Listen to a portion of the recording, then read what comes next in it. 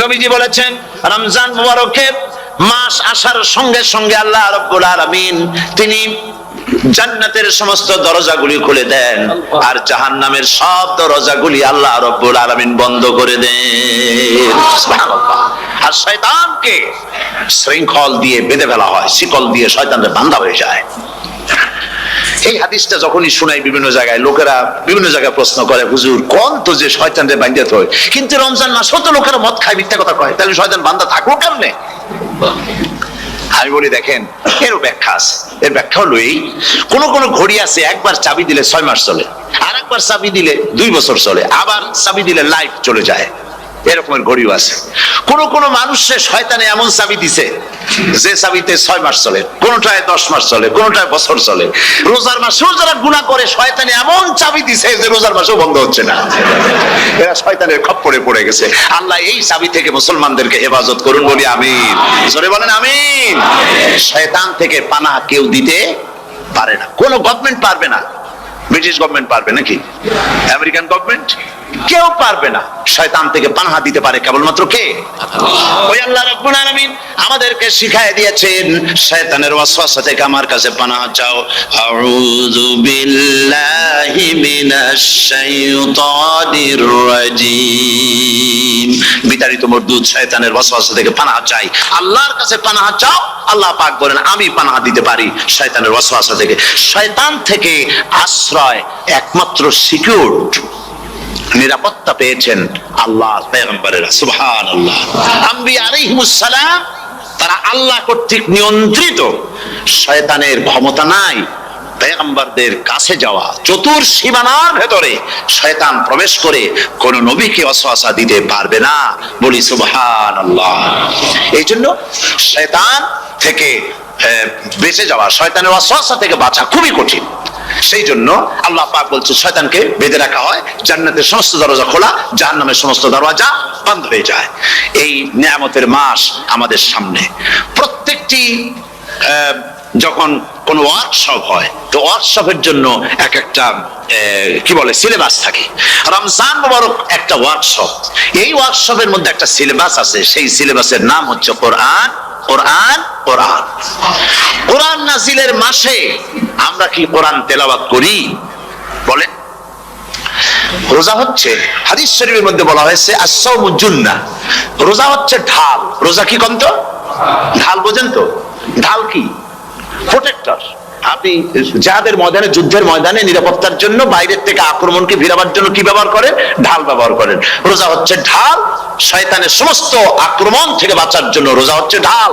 রোজার দিনে কেউ যদি আপনার সাথে ঝগড়া করে, তাহলে রাসূল বলেছেন তুমি বলো, তুমি ঝগড়ায় প্রবৃত্ত হবে না। তোমার সাথে যদি কেউ ঝগড়া করে, তুমি বলবে ইন্নী সাইম, আমি রোজাদার। আমি তোমার মতো ঝগড়া করতে আমিও পারি, আমি তোমার মতো গালাগালি দিতে পারি, কিন্তু আমি দেব না, ঝগড়াও করব না, গালিও দেব না, মারামারিও করব না, কারণ আমি রোজাদার। সুবহানাল্লাহ। রোজা আপনাকে গুনাহ থেকে বাঁচায় দেবে। দেখেন রোজা কিভাবে গুনাহ থেকে বাঁচায়। মিথ্যেবাদী সারাক্ষণ মিথ্যে কথা বলে, কিন্তু রোজার মাস আসছে।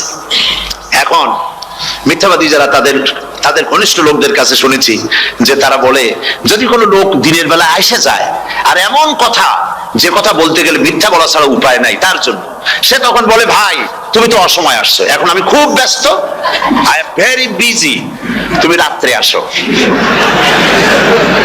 কথা বুঝতে পেরেছেন? তো রোজা হচ্ছে কি? রোজাটা কি বলে? ঢাল। কোন মেয়ে লোকের দিকে চোখ পড়লো, আহা আমি তো রোজাদার, চোখকে সাথে সাথে নিচে নামায় ফেললো। গানের আওয়াজ আসলো, আমি তো রোজাদার, সে গানটা শুনলো না। কাজে সমস্ত গুনাহ থেকে বাঁচার জন্য রোজা একটা বিরাট হাতিয়ার। সুবহানাল্লাহ।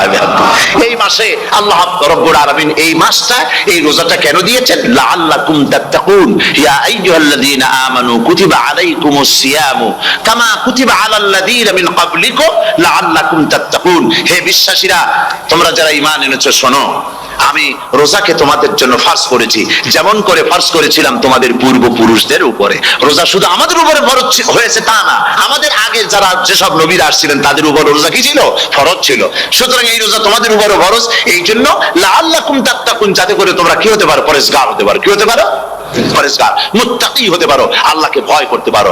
একমাত্র আল্লাহর ভয় মানুষকে ভালো বানাতে পারে। একটা মানুষ জান্নাতে যাওয়ার জন্য, জাহান্নাম থেকে বাঁচার জন্য একটা জিনিস, কয়টা জিনিস বলেন? একটি জিনিস যদি ভেতরে থাকে তাহলে সমস্ত গুনাহ থেকে বাঁচতে পারে। আর একটি জিনিস যদি না থাকে তাহলে এমন কোন কাজ নাই পৃথিবীতে যা সে করতে পারে না। সেই কাজটার নাম কি? তাকওয়া। সবাই বলেন, কাজটার নাম কি? তাকওয়া। যদি ভেতরে আল্লাহ পাকের ভয় থাকে, রব্বুল আলামিন আমাকে দেখছেন, তিনি আমাকে শুনতেছেন, এই ভয় যদি অন্তঃকরণের ভিতরে থাকে তাহলে এই লোকটি কোনো গুনাহের কাজ করতে পারবে না, মিথ্যা বলতে পারবে না, ওজনে কম দিতে পারবে না, খাদ্যে ভেজাল দিতে পারবে না, শয়তানি বদমাশি করতে পারবে না। আর যদি এই জিনিসটির অভাব থাকে, যদি তাকওয়া না থাকে, তাহলে সমস্ত অন্যায় কাজ সে করতে পারবে। এই জন্য আল্লাহ রাব্বুল আলামিন বলেন, রোজা এই জন্য দান করেছে যাতে করে, রোজার মাস এই জন্য দিলাম, লাআল্লাকুম তাত্তাকুন, তোমাদের ভিতরে তাকওয়ার সৃষ্টি হয়। এই ওয়াজ আমি আপনাদের সামনে অনেকবার করেছি। হযরত ওমর রাদিয়াল্লাহু তাআলা আনহু রাতের বেলায় ঘুরতে ঘুরতে দেখেন এক বাড়িতে আলো জ্বলছে, শেষ রাত। এই রাত্রে বাড়িতে আলো জ্বলে কেন? ভাবলেন কোনো অসুখ বিসুখ হলো নাকি? তো উনি কাছে গেছেন, গিয়ে কান পেতে শুনতেছেন। বাড়ির মালিক বুড়ি তার যুবতী মেয়েকে ডেকে বলছে, মা ওঠো, তাড়াতাড়ি ওঠো। কেন? কয় যে সকাল তো হয়ে গেল, দুধ দই এনেছি, আমি দুধ এনে রাখছি, এখন তুমি পরিমাণ মতো সবটা পাত্রে পানি দিয়ে ভরে দাও, তাহলে ওজন বেশি হবে আর আমরা ভালো লাভ করতে পারবো। মেয়ে বলছে, মা তুমি বলো কি? এটা আমার দ্বারা সম্ভব না। কেন সম্ভব নয়? হযরত ওমর এক ফরমান জারি করেছেন, তিনি বলেছেন পানিতে, দুধের মধ্যে পানি মিশাতে নিষেধ করেছেন। তাছাড়া রাসূল করিম সাল্লাল্লাহু আলাইহি ওয়াসাল্লাম খাদ্যদ্রব্যে ভেজাল দিতে নিষেধ করেছেন। কাজেই হযরত ওমরের এই নির্দেশকে আমি অমান্য করতে পারবো না। মা বলছে, দেখো ওমর এখন তো ঘুমাইতেছে, এত রাত্রে তিনি কি এখানে আসছেন নাকি আমাদের এই কারবার দেখতে? তুমি পানি মিশাও ইচ্ছে মতো। মেয়ে বলছে, মা হযরত ওমর ঘুমাতে পারেন, তার পুলিশেরা, তার গোয়েন্দা বিভাগের লোকেরা ঘুমাতে পারেন, হযরত ওমরের চোখকে ফাঁকি দেওয়া যাবে, হযরত ওমরের পুলিশকে ফাঁকি দেওয়া যেতে পারে, কিন্তু আল্লাহ রাব্বুল আলামিনের চোখকে ফাঁকি দেওয়া যাবে না। আমার পক্ষে সম্ভব নয়, আমি দুধে পানি মিশাতে পারবো না। হযরত ওমর রাদিয়াল্লাহু তাআলা চলে গেলেন, গিয়ে তার ছেলেকে ডেকে বললেন, ছেলে আমি তো এখন বুড়া হয়ে গেছি, আমার বিয়ের বয়স নাই, আমি একটা মেয়ের খোঁজ নিয়ে আসছি, যদি আমার বয়স থাকতো এই মেয়েটার আমি বিয়ে করতাম। সুবহানাল্লাহ, সুবহানাল্লাহ। এই মেয়েটা তুমি খোঁজ নাও, যদি বিয়ে না হয়ে থাকে তুমি প্রস্তাব দাও বিবাহের। কি সৌন্দর্য তিনি দেখলেন মেয়েটার মধ্যে, স্বাস্থ্য, রূপ, যৌবন, কি দেখলেন? তাকওয়া। জোরে বলেন না, কি দেখলেন? তাকওয়া। এই তাকওয়া তিনি দেখলেন। এই তাকওয়ার উপরে ভিত্তি করে আমিরুল মুমিনিন, অর্ধেকটা পৃথিবীর প্রেসিডেন্ট, খলিফাতুল মুসলিমিন, আমিরুল মুমিনিন হযরত ওমর তার ছেলের জন্য পুত্রবধূ করে তাকে ঘরে নিয়ে আসলেন। সুবহানাল্লাহ। ফায়দা কি হলো? ফায়দা এই হলো, এই মেয়ের গর্ভে যে মেয়ে হলো, সেই মেয়ের গর্ভে ফারুকে সানি, হযরত ওমর ইবনে আব্দুল আজিজ রাহমাতুল্লাহ আলাইহির মতো ফারুকে সানি আল্লাহ দান করে দিলেন। সুবহানাল্লাহ ওয়া বিহামদি। এটার নাম হচ্ছে তাকওয়া। এই তাকওয়ার ব্যাপারে হযরত ওমর রাদিয়াল্লাহু তাআলা আনহু, তিনি হযরত কাব বিন উবাই রাদিয়াল্লাহু তাআলা আনহুকে জিজ্ঞেস করেছিলেন যে তাকওয়ার একটা ব্যাখ্যা আপনি কি আমাকে বলতে পারেন, তাকওয়ার ব্যাখ্যাটা কি? তিনি বলেন, হ্যাঁ পারি। কি ব্যাখ্যা? তিনি বলেন যে দেখুন, তাকওয়ার ব্যাখ্যা হচ্ছে এই যে সংকীর্ণ একটি রাস্তা, সরু ন্যারো একটা রোড, এই ন্যারো রোডের দুই দিকে আছে কাঁটাযুক্ত লতা পাতা, এই কাঁটাযুক্ত লতা পাতার মধ্য দিয়ে এই সরু রাস্তা দিয়ে আপনি যখন যাবেন তো কিভাবে যাবেন? হযরত ওমর বললেন, আমার জামা কাপড় এইভাবে খুব আটোসাটো করে আমরা যাব, যাতে করে গায়ের চামড়াও না ছেড়ে আমার জামাও যাতে না ছিঁড়ে যায়। হযরতে কাব বিন উবাই রাদিয়াল্লাহু তাআলা আনহু বলছেন, এটার নামই হচ্ছে তাকওয়া। এটার নাম কি? তাকওয়া। এটার নাম হচ্ছে তাকওয়া। দুনিয়ার অসংখ্য পাপের ভেতর থেকে আপনি চলে যাবেন, পাপ যেন আপনাকে স্পর্শ করতে না পারে। এটার নাম তাকওয়া। বাইন মাছ নিশ্চয়ই খেয়েছেন আপনারা, না লন্ডনে পাওয়া যায় না? পাওয়া যায়। এই বাইন মাছ যারা খেয়েছেন আপনারা, আমি জানি না আপনারা জানেন কিনা, বাইন মাছ কোথায় থাকে? পানিতে থাকে না কাদায় থাকে? মাশাআল্লাহ। বাইন মাছ থাকে কাদার মধ্যে। কিন্তু এই বাইন মাছ যারা ধরেছে তাদের মুখে শুনেছি আমি যে বাইন মাছ থাকে কাদায়, ওকে যখন ধরে টেনে বের করা হয় কাদার মধ্যে থেকে, এক ফোঁটা কাদা ওর গায়ে নাই। এই কলুষিত সমাজ, পাপে ভরপুর। গ্রেট ব্রিটেন, আমেরিকা, পাশ্চাত্য, আমাদের দেশ, সর্বত্র পাপ আর পাপ। এই পাপের মধ্যে বাইন মাছ শুধু খাইয়েন না, ওর কাছ থেকে শিক্ষাও গ্রহণ করেন। ও যেমন কাদার মধ্যে থাকে, কাদা ওর গায়ে লাগে না, আপনিও এই সমাজের মধ্যে আপনি আপনার কাজ চালিয়ে যান, পাপ যেন আপনাকে স্পর্শ না করে। আল্লাহ যেন পাপের থেকে আমাদের বাঁচান। আমরা বলি আমিন, সবাই বলেন আমিন। এটার নাম হচ্ছে তাকওয়া।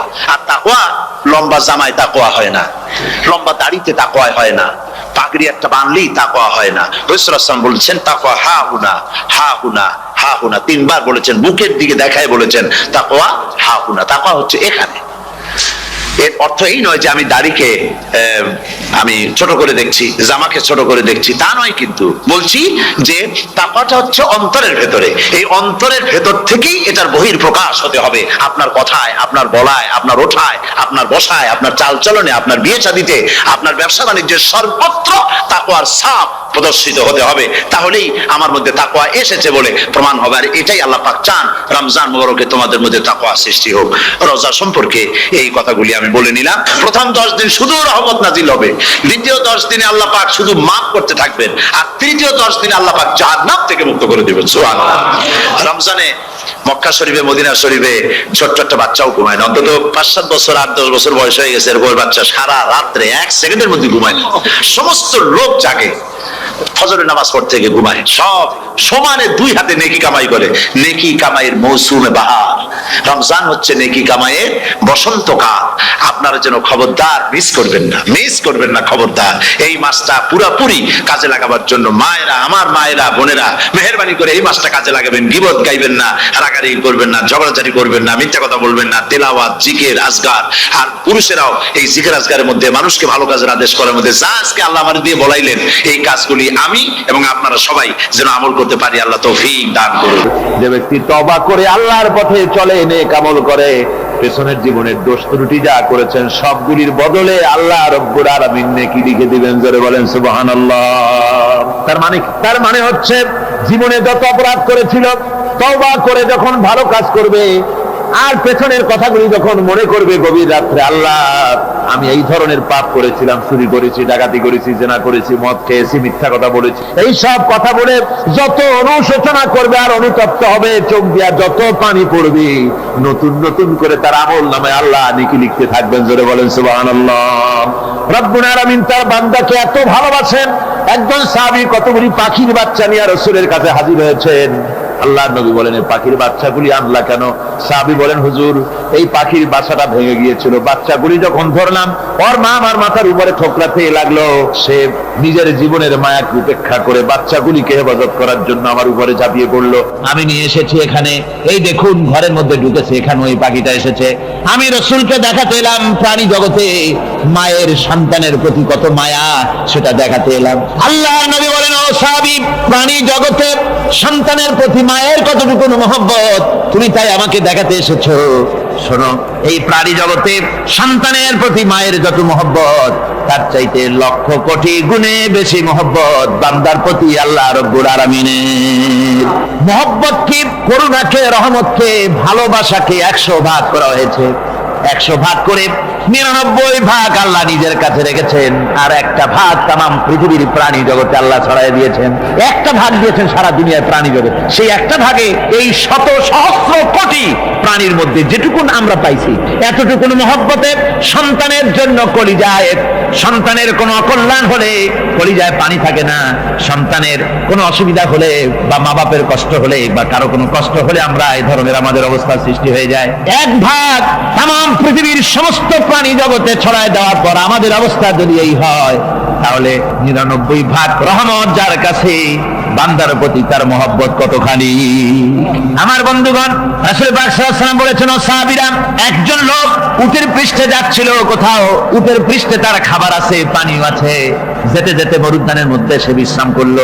ঘুমের থেকে জেগে দেখে উট নাই, খাবার নাই, পানিও নাই। বড় লোকটা কেমন পেরেশান হয়।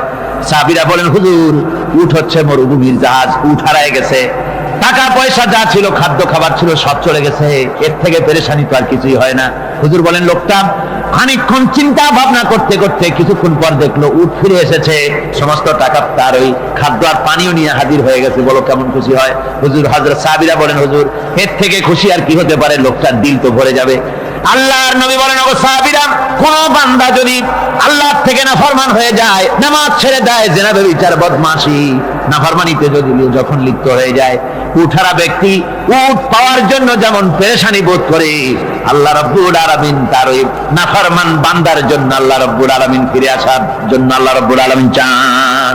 বান্দা যখন নাফরমান বান্দা নিজের গুনাহ বুঝতে পেরে যখন সেজদায় পড়ে গিয়া কান্দে, রব্বুল আলামিন আমার গুনাহ মাফ করে দাও, এইভাবে যখন কাঁদতে থাকে, রব্বুল আলামিন আল্লাহর হাবিব বলেন, উঠারা ব্যক্তি উঠ ফেলে পড়ে, ওই ব্যক্তি যত খুশি হন। কোন নাফরমান বান্দা যখন সেজদায় পড়ে যায়, আল্লাহ রাব্বুল আলামিন এর চাইতে লক্ষ কোটি গুণে বেশি খুশি হয়ে যান। আল্লাহ পাক হচ্ছেন রহমান রহিম, গাফুরুর রহিম। পৃথিবীতে এমন কে আছে আপনি আমাকে বলেন? এমন কে আছে অপরাধ করবে না আর সে বলবে আয় তোরে মাফ করে দেই? বলেন এরকম আছে নাকি? কেউ বলেন আছে? এমনকি বাপ মা ছেলে অন্যায় করেছে, বাপ মার দিল চায় ছেলেটা যদি মাপ চাইতো বড্ড ভালো হতো, ওর সাথে প্রাণ ধরে কথা বলতাম, বুকের সাথে জড়িয়ে নিতাম, কিন্তু মুখ খুলে বলে না যে অপরাধ করেছিস মাপ চাইয়া যা, সেরকম বলে। মাও বলে না, বাপেও বলে না, কিন্তু একমাত্র মহান সত্য রব্বুল আলামিন বান্দা যখন গুনাহ করে আল্লাহ ডাকে, বান্দারে গুনাহ করেছিস ফিরে আয়, আমি তোরে মাফ করে দেব। গুনাহ করেছিস ফিরে আয়, জিনা করেছিস ফিরে আয়, মদ খেয়েছিস ফিরে আয়, মানুষ হত্যা করেছিস ফিরে আয়, কুফরি করেছিস ফিরে আয়, আগুন পূজা করেছিস ফিরে আয়, মাটি পূজা করেছিস, সূর্য পূজা করেছিস, যা করেছিস না কেন ফিরে আয়, আমাকে ডাক দে, আমি তোর জিন্দেগির গুনাহ আমি আল্লাহ মাফ করে দেব। এই জন্য আল্লাহ রাব্বুল আলামিনকে যখন কোন বান্দা একবার ডাকে, দিল থেকে কলিজা থেকে একটা ডাক যদি দেয় আল্লাহ, হাজার ডাকের তুলনায় একটা ডাক আল্লাহ কলিজা থেকে ডাক, এই ডাকটা কোথা থেকে? কলিজা থেকে। দিল সে जुबात निकलती है, असर रखती है, पर नहीं मगर ताकते परवास रखती है। অন্তর থেকে যে কথা বেরোয় তা প্রভাব বিস্তার করে। কলিজা থেকে যদি কেউ ডাক দেয় আল্লাহ, কলিজার একটা ডাক আলাদা না? বলেন আলাদা কিনা? কলিজা থেকে ডাক, বলেন না সবাই আল্লাহ। কলিজা থেকে একটা ডাক যদি কেউ ভাবে আল্লাহকে ডাক দেয় আল্লাহ, আল্লাহ রাব্বুল আলামিন বান্দা যখন একবার ডাক দেয়, আল্লাহ তখন 70 বার লাব্বাইক বলেন, 70 বার সাড়া দিয়া বলে, বান্দা কি চাও? আমি তোর কাছে হাজির। কি চাস বল, আমার আমি মাফ করে দেব। সুতরাং আল্লাহ রাব্বুল আলামিন বলছেন, আমার কাছে ক্ষমা চাও, মাফ চাও, আমার কাছে মাফ চাও, যত মাফ চাইবে আমি মাফ করে দেব। পৃথিবীতে এমন কেউ নাই যার কাছে বেশি চাইলে তিনি খুশি হবেন। আল্লাহ রাব্বুল আলামিন এমন এক সত্তা যার কাছে যত বেশি চাওয়া যাবে তিনি তত বেশি খুশি হবেন। হর হমেশা দেনে কো वो तैयार है, जो न मांगे उससे वो बेजार है। যত বেশি চাওয়া যায় আল্লাহর কাছে আল্লাহ তত খুশি হন, আর যে ব্যক্তি চায় না আল্লাহর কাছে আল্লাহ তার উপরে বেজার হয়ে যান। ওয়ামান তাবা ওয়া আমিলা সালিহান فإنه يتوب إلى الله متابا। আর যারা তওবা করে নেক আমল করে তার আল্লাহর দিকে ফিরে আসে, যেমনটি তার আশা উচিত তেমন ভাবে সে আল্লাহর কাছে ফিরে আসে, তার মানে হলো তওবা মাফ, তওবা কবুল করার জন্য, গুনাহ মাফ করার জন্য পৃথিবীতে কেউ নাই। আছে কেউ? গুনাহ কি কেউ মাফ করতে পারে? দুনিয়ায় কেউ পারে? আকাশে কেউ পারে? আল্লাহ ছাড়া কেউ গুনাহ মাফ করতে পারে? যদি মানুষ তওবা করে, রব্বুল আলামিন বলেন সে এমন ভাবে তওবা করে আল্লাহর কাছে ফিরে এসেছে যেখানেই তার আসা উচিত, এই জায়গা ছাড়া আর তার কোনো যাওয়ার জায়গা নাই। সুতরাং সে জায়গা মতো এসেছে, অনুতপ্ত এবং অনুশোচনা করেছে। আল্লাহ পাক এ ধরনের অনুতপ্তকারী, অনুশোচনাকারীকে রব্বুল আলামিন ক্ষমা করে দিয়ে থাকেন। ওয়াল্লাযীনা লা ইয়াশহাদুনা আয-যুর ওয়া ইযা মাররু বিল-লাগবি মাররু কিরামা। আর যারা মিথ্যার সাক্ষ্য হয় না, রহমানের বান্দা তারা যারা মিথ্যার সাক্ষ্য হয় না, এটা হচ্ছে ষষ্ঠ বৈশিষ্ট্য। আর তারা কোনো অনর্থক, কোনো নিরর্থক কোনো কাজ যদি দেখে, ঘটনা দেখে, সেখান থেকে তারা শরীফ মানুষের মতো, একেবারে নিতান্ত ভদ্র মানুষের মতো সেখান থেকে কেটে পড়ে। গান বাজনা হচ্ছে, নাটক হচ্ছে, অশ্লীলতা হচ্ছে, গালাগালি হচ্ছে, অনর্থক কোনো কাজ হচ্ছে, নিরর্থক কোনো অনুষ্ঠান কিছু একটা হচ্ছে, ওখান থেকে একটা ভদ্রলোকের মতো, যেমন কোন দুর্গন্ধময় জায়গা থেকে মানুষ যখন যায় নাকে রুমাল দিয়ে আস্তে করে সেখান থেকে পাশ কেটে চলে যায়, ঠিক কিনা? ঠিক ওইভাবে করে আল্লাহ পাক বলছেন আমার মুমিন বান্দারা এই ধরনের কোন অনর্থক, নিরর্থক যে কাজের মধ্যে কোনো পরকাল নাই, আল্লাহ নাই, দুনিয়ার মানুষের স্বার্থ নাই, দেশের স্বার্থ নাই, রাষ্ট্রের স্বার্থ নাই, জনগণের স্বার্থ নাই, এই ধরনের সমস্ত গাল গপ্প, নাটক, উপহাস, এই ধরনের মজা, এই ধরনের অনুষ্ঠান যখন দেখে আমার মুমিন বান্দারা সেখানে দাঁড়ায় না। ময়লার কাছ থেকে নাকে রুমাল দিয়ে মানুষ যেমন চলে যায়, এই লোকটিও তখন অত্যন্ত ভদ্রের মতো আস্তে করে পাশ কেটে বেরিয়ে যায়। ওয়াল্লাযীনা ইযা যুক্কিরু বিআয়াতি রাব্বিহিম লাম ইয়াখিরু আলাইহা সাম্মান ওয়া উমিয়ানা।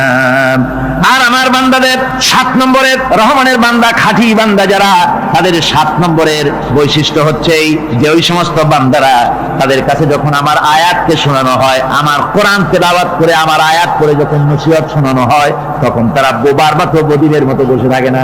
বুঝতে পেরেছেন? রহমানের খাঁটি বান্দা যারা, তাদের কাছে কোরআনের কথা ওয়াজ করে যখন শোনানো হয়, আল্লাহর কালাম যখন শোনানো হয়, আয়াত পড়ে পড়ে যখন নসিহত শোনানো হয়, লাম ইয়াখিরু আলাইহা সুম্মান ওয়া উমিয়ানা, তখন ওই ব্যক্তি অন্ধ এবং বধিরের মতো চুপ করে বসে থাকে না, বরং আমল করা শুরু করে দেয়। জোরে বলেন সুবহানাল্লাহ।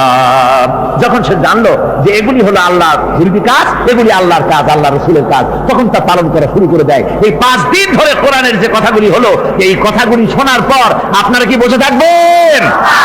বসে থাকবেন? যারা বসে থাকবে এইগুলি শোনার পরে আল্লাহ তাদেরকে বলেছেন এরা হলো অন্ধ, এরা হলো বধির, এরা হলো বোবা। আমরা আল্লাহর এই যে কথা, আমরা কি অন্ধ আর বধির আর বোবা হবো নাকি? আমরা হবো না? আমরা অন্ধ নয়, বধির নয়, বোবা নই, বরং আল্লাহ যা বলেছেন, যা শুনলাম সামি'না ওয়া আতানা, এই 5 দিন ধরে যা শুনলাম আল্লাহর কথা, কার কথা শুনলাম? আর সমস্ত কথা আমরা আমল করবো। জোরে কোন আমিন। আল্লাহ যেন কবুল করেন। জোরে কোন আমিন। আমল করা কি? বসে না থাকা কি? বসে না থাকা হচ্ছে যা শুনলাম, আল্লাহর যা ফরজ, যা হুকুম, তা মানবো। আল্লাহ যা নিষেধ করেছেন তার থেকে ফিরে থাকবো, এটাই হলো কাজ। এরপরে রব্বুল আলামিন বলেন ওয়াল্লাযীনা ইয়াকুলুনা রাব্বানা হাব লানা মিন আজওয়াজিনা ওয়া যুররিয়্যাতিনা কুররাতা আয়ুনিন ওয়াজআলনা লিল মুত্তাকিনা ইমামা। রহমানের বান্দা 8ম নম্বর এবং শেষ নাম্বার হচ্ছে এটা বৈশিষ্ট্য এই যে তারা রহমানের যারা খাঁটি বান্দা, আল্লাহর যারা খাঁটি বান্দা, তারা রব্বুল আলামিনের কাছে মুনাজাত করে, আমার রব, আয় আমার আল্লাহ, হাবলানা মিন আজওয়াজিনা ওয়া যুররিয়াতিনা, আমাদের এবং আমাদের স্ত্রীদের আর আমাদের সন্তানদেরকে তুমি দয়া করে আমাদের চক্ষুর শীতলতা বানায় দাও। জোরে বলেন আমিন। ওয়াজআলনা লিল মুত্তাকিনা ইমামা, আর আমার এই সন্তানদেরকে তুমি মুত্তাকিদের ইমাম বানায় দাও। শুধু মুত্তাকি বানায় না, মুত্তাকিদের নেতা বানায় দাও। জোরে বলেন সুবহানাল্লাহ। এই কথা, এই সূরাটা, এইটা তখনকার কথা যখন এই মুমিনদের মক্কি সূরা, তো এটা যখন মক্কা শরীফে দেখা গেল যে মুসলমানেরা, যিনি ইসলাম কবুল করেছেন তার বাপ কাফের, যিনি ইসলাম কবুল করেছেন কারো বাপ কাফের, কারো মা কাফের, কারো সন্তান কাফের, কারো মেয়ে কাফের, কারো জামাই কাফের, সব প্রিয়জনেরা কুফরি হালতে আছে। আর এগুলি দেখে তাদের চক্ষুর মধ্যে কাটা বিঁধতেছিল, চক্ষু জর্জরিত হয়ে যাচ্ছিল। নিজের সন্তানের চেহারা যত ভালো হোক, সন্তান যতই শিক্ষা দীক্ষা থেকে যতই উন্নত আর ভালো হোক না কেন, সে যদি জাহান্নামের দিকে অগ্রসর হতে থাকে, কোন নেককার ইমানদার পিতার মনে তার সান্ত্বনার কারণ হতে পারে না। সে তখন আল্লাহর দরবারে, আল্লাহ পাক বলেন ওই মুমিন বান্দারা আমার কাছে দোয়া করে যে রব্বুল আলামিন আমার সন্তানদেরকে, আমার স্ত্রীদেরকে আমার চক্ষুর শীতলতা বানাও, তাদের আমল আখলা কেমন বানাও যাতে আমাদের চক্ষু ঠান্ডা হয়ে যায়। জোরে বলেন আমিন। জোরে বলেন আমিন। সন্তানদের জন্য আল্লাহর কাছে দোয়া করতে হবে। আপনারা দেখেন, চোখের সামনে দেখতে পাচ্ছেন সন্তান সিনেমায় যাচ্ছে, সন্তান নামাজ পড়ে না, সন্তান রোজা রাখে না, সন্তান মানুষের তৈরি করা মতাদর্শের পেছনে স্লোগান দিচ্ছে, দৌড়াচ্ছে, আর আপনি পিতা হয়ে তাকে ঠেকাচ্ছেন না। ওই ছেলে তো জাহান্নামে যাচ্ছে, আপনার দরদ হওয়া উচিত, ওই ছেলেকে ফিরানো দরকার আর আল্লাহর কাছে দোয়া করা দরকার। আমার বন্ধুগণ, দোয়া আল্লাহ নিজেই শিখাই দিচ্ছেন, দোয়া করো। পড়েন আমার সাথে, রব্বানা হাব লানা মিন আজওয়াজিনা ওয়া যুররিয়াতিনা কুররাতা আয়ুন ওয়াজআলনা লিল মুত্তাকিনা ইমামা। উলাইকা ইউজজাউনাল গুরফাতা বিমা সাবারু ওয়া ইউলাক্কাউনা ফিহা তাহিয়াতান ওয়া সালামা।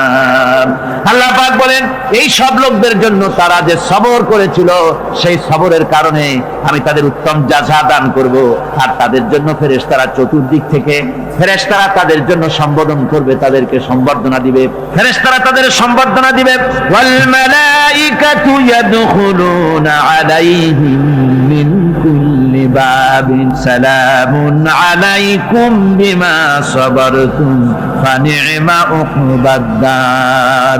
চতুর্দিক থেকে ফেরেশতারা আসতে থাকবে আর তারা সালাম দিতে থাকবে, তাদেরকে সম্বর্ধনা দেবে বেহেশতীদেরকে, আর বলবে তোমাদের জন্য এই পরকালের এই ঘরটাই, জায়গাটা কতই না উত্তম করে আল্লাহ তৈরি করে রেখেছেন। বলেন সুবহানাল্লাহ।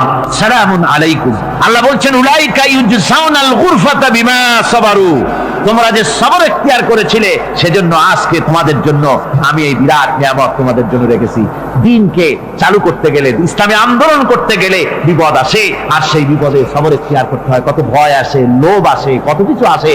এগুলিকে উপেক্ষা করে যারা ইসলামী আন্দোলনের জন্য নফসের খাহেশকে, আরামকে হারাম করে দিয়ে আন্দোলনে যারা ঝাঁপিয়ে পড়তে পারে, তাদের জন্য আল্লাহ পাক এই সমস্ত নিয়ামত রেখে দিয়েছেন। কুল মা ইয়াবাউ বিকুম রাব্বি লাউলা দুআউকুম ফাকাদ কাযযাবতুম ফাসাউফা ইয়াকুনু লিজামা।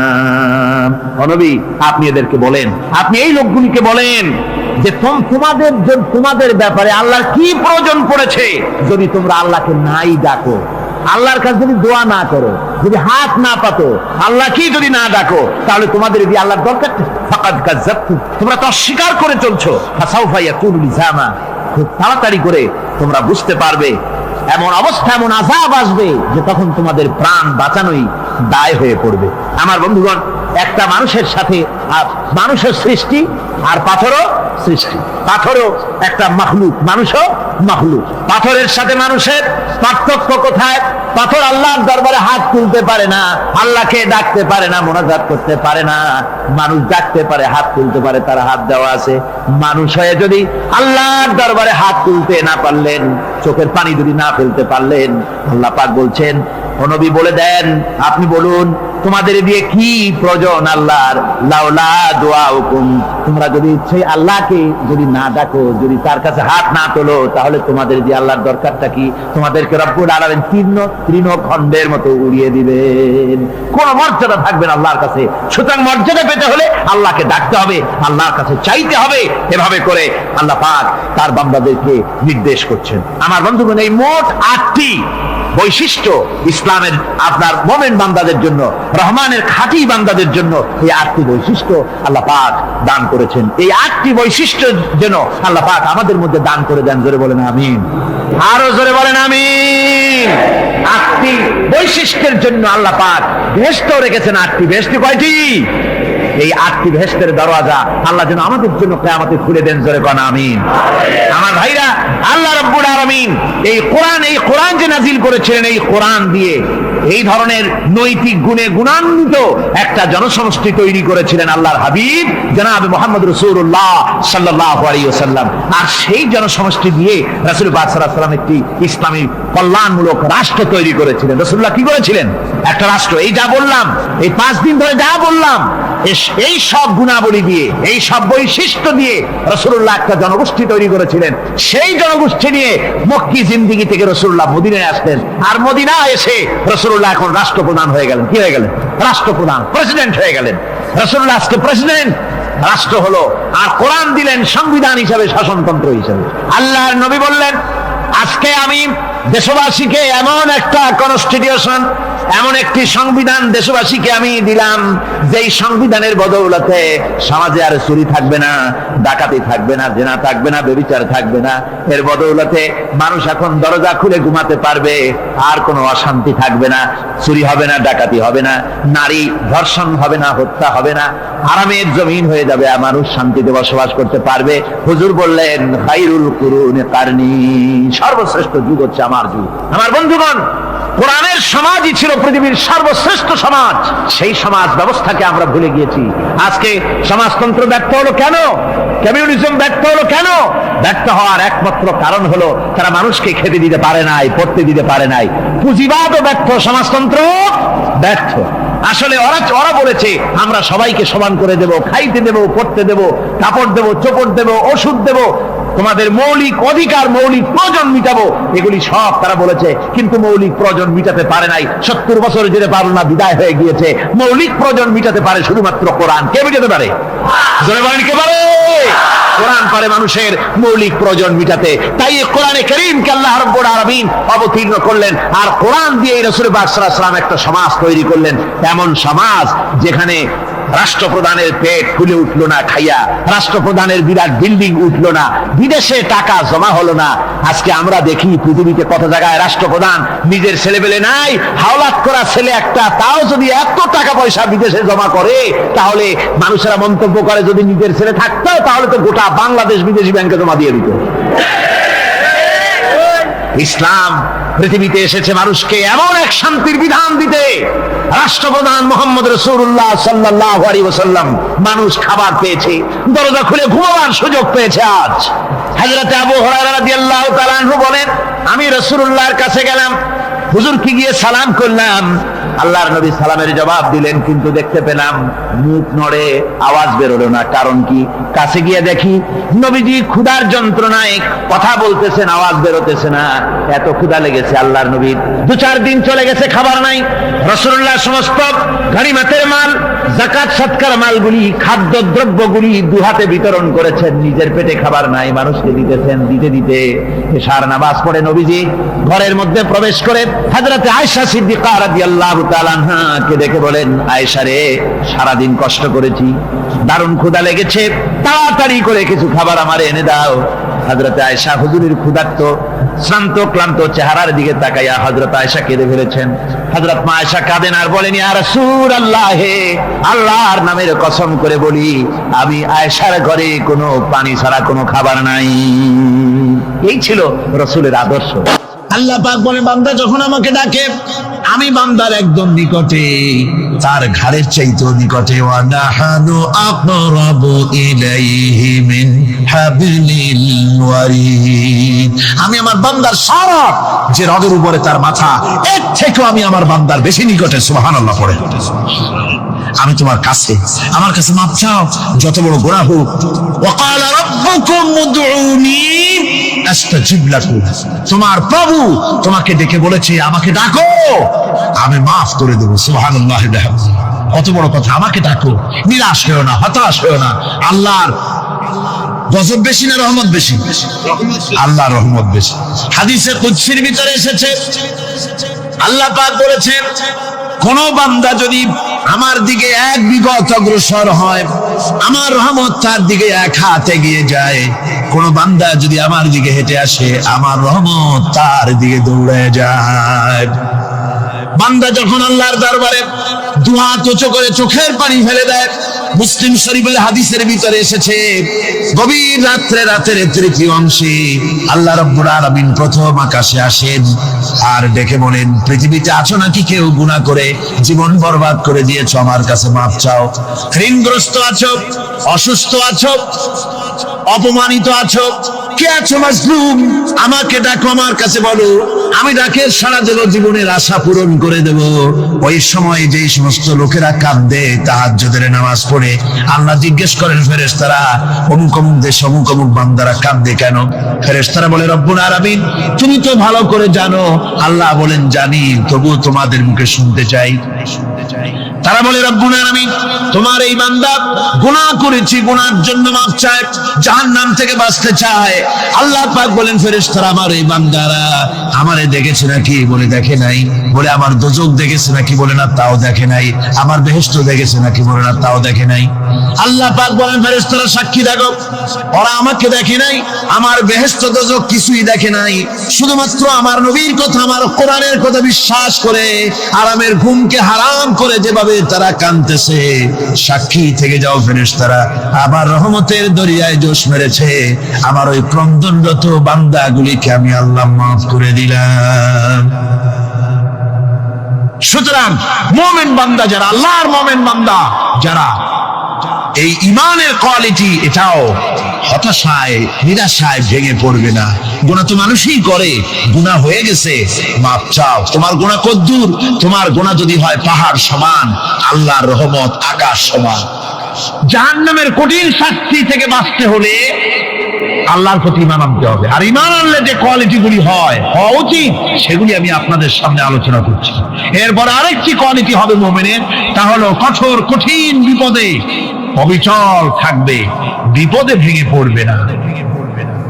বিপদ আপদ, শত্রুতা, ক্ষয় ক্ষতি যা কিছু হয় সবই আল্লাহর পক্ষ থেকে, এটা মেনে নিতে হবে এবং ধৈর্য ধারণ করতে হবে।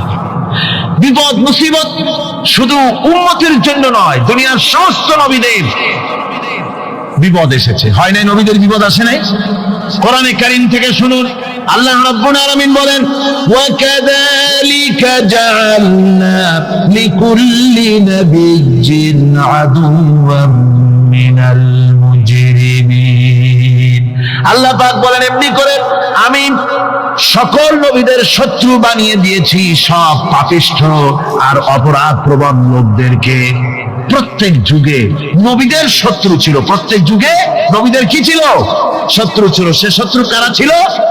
আল্লাহ পাক বলছেন নবীদের শত্রু ছিল পাপিষ্ঠ আর অপরাধ প্রবণ লোক, এরাই ছিল নবীদের দুশমন।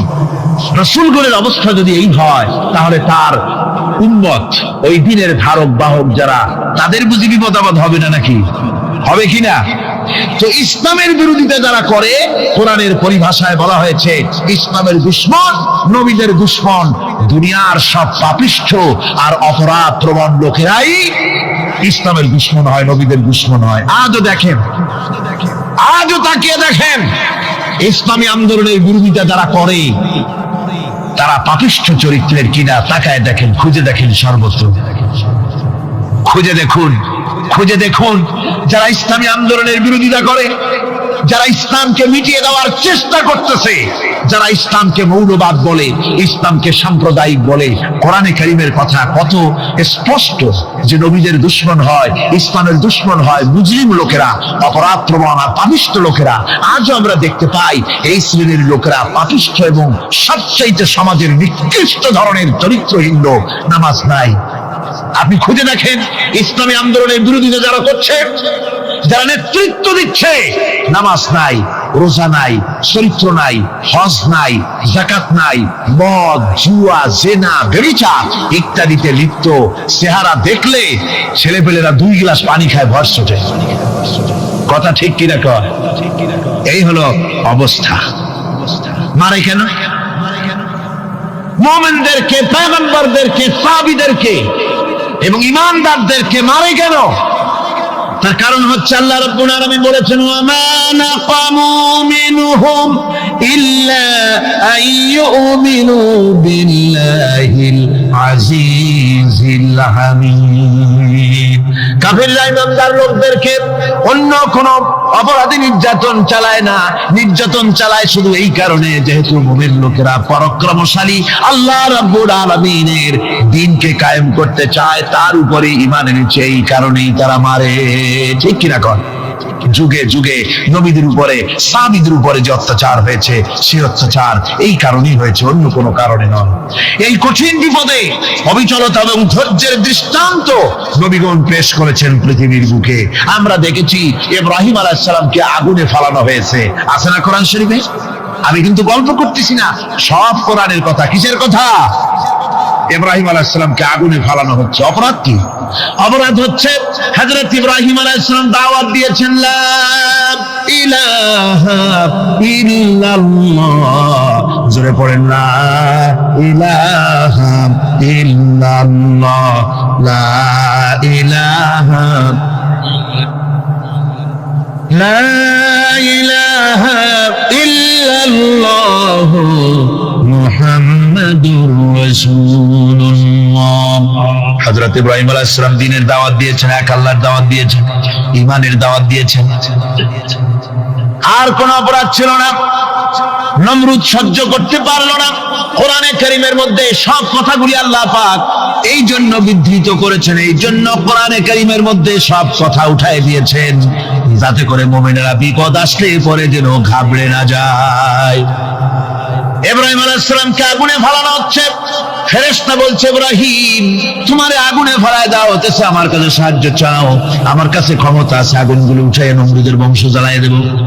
হযরত ইব্রাহিম ফেরেশতার কাছে সাহায্য চাইছিলেন নাকি? তিনি বললেন, ফেরেশতা তোমার কাছে সাহায্য কেন চাইব? আমি তো এমন কোন অন্ধ আল্লাহর ইবাদত করি না যেই অন্ধ স্রষ্টা তার গোলামের দুঃখ দুর্দশা না দেখেন। আমি তোমার কাছে সাহায্য চাইব না। হযরত ইব্রাহিম আলাইহিস সালাম পাশ করলেন। কি বলেন, পাশ করছেন না? ঈমানের পরীক্ষায় পাশ। আগুনের মধ্যে হযরত ইব্রাহিমকে যখন ফেলানো হচ্ছে, রব্বুল আলামিন আগুনের প্রতি নির্দেশ করে দিলেন, ইয়া নারু কুনি বারদাও ওয়া সালামান আলা ইব্রাহিম। আগুন আমার ইব্রাহিমের জন্য শান্তিদায়ক, ঠান্ডা হয়ে যা। এখন কি আর আগুনের বাপের ক্ষমতা আছে ইব্রাহিমকে পোড়ানো? আর ক্ষমতা নাই। আমার বন্ধুগণ, ইব্রাহিম আগুনের ভিতরে আরামে বসা আছেন, আর ওদিকে নমরুদ বসে বসে দেখতেছে দূর থেকে। ইব্রাহিম তো জ্বলে না, গায়ের মধ্যে আগুন জ্বলে গেল। ডাক দিয়ে কয়, আগুন তোর হলো কি? কেন জ্বালাইতে পারিস না আমার দুশমন রে? হলোটা কি তোর? তোর কি জ্বালানোর শক্তি বন্ধ হয়ে গেল নাকি? আগুনের ভিতর থেকে জবাব এলো, নমরুদ রে, আমার ভিতরে জ্বালানোর শক্তি আছে কি নাই যদি প্রমাণ করতে চাও, টেস্ট করতে চাও, তুই নিজে আয়, তোরে শুদ্ধ তামাম দুনিয়া জ্বালাই দিতে পারি, ইব্রাহিমের এক গাছা পশমও জ্বালাইতে পারি না। তার কারণ হচ্ছে আমি হচ্ছি মাখলুক, আল্লাহ হচ্ছেন খালিক।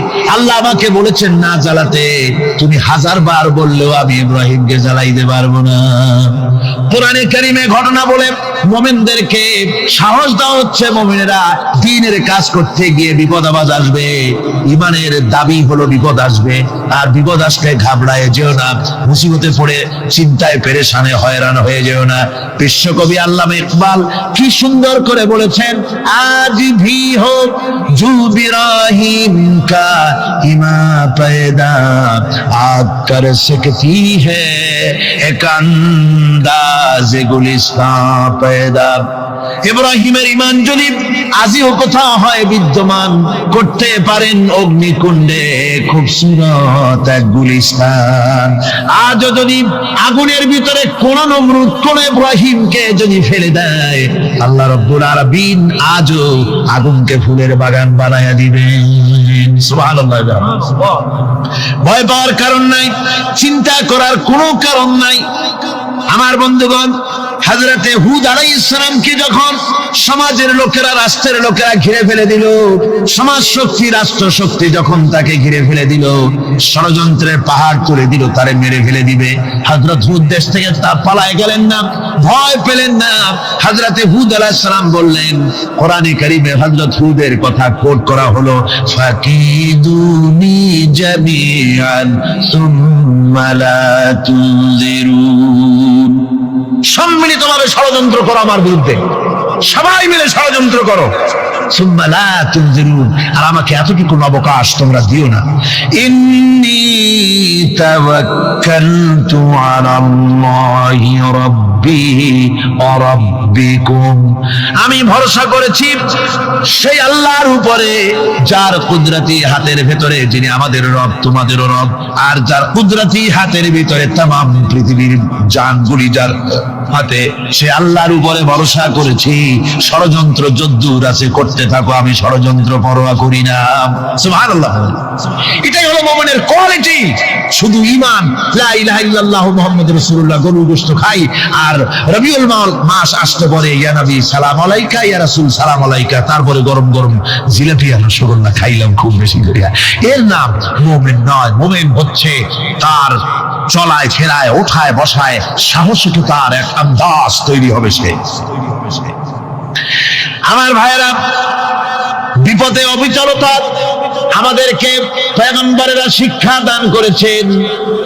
আমরা দেখতে পেয়েছি বিশ্বনবী জনাবে মুহাম্মদুর রাসূলুল্লাহ সাল্লাল্লাহু আলাইহি ওয়াসাল্লাম হিজরতের রাত, কাফেররা চতুর্দিকে দাঁড়ানো, হযরত জিবরাইল এসে বলেন, ইয়া রাসূলুল্লাহ, হে কাফেররা চতুর্দিকে ঘিরে দাঁড়িয়েছে, গভীর রাত, এখন হাতে তাদের তরবারি, সকাল হলে পরেই তারা আপনাকে মেরে ফেলে দিবে, তাড়াতাড়ি ওঠেন, মদিনার দিকে চলে যান।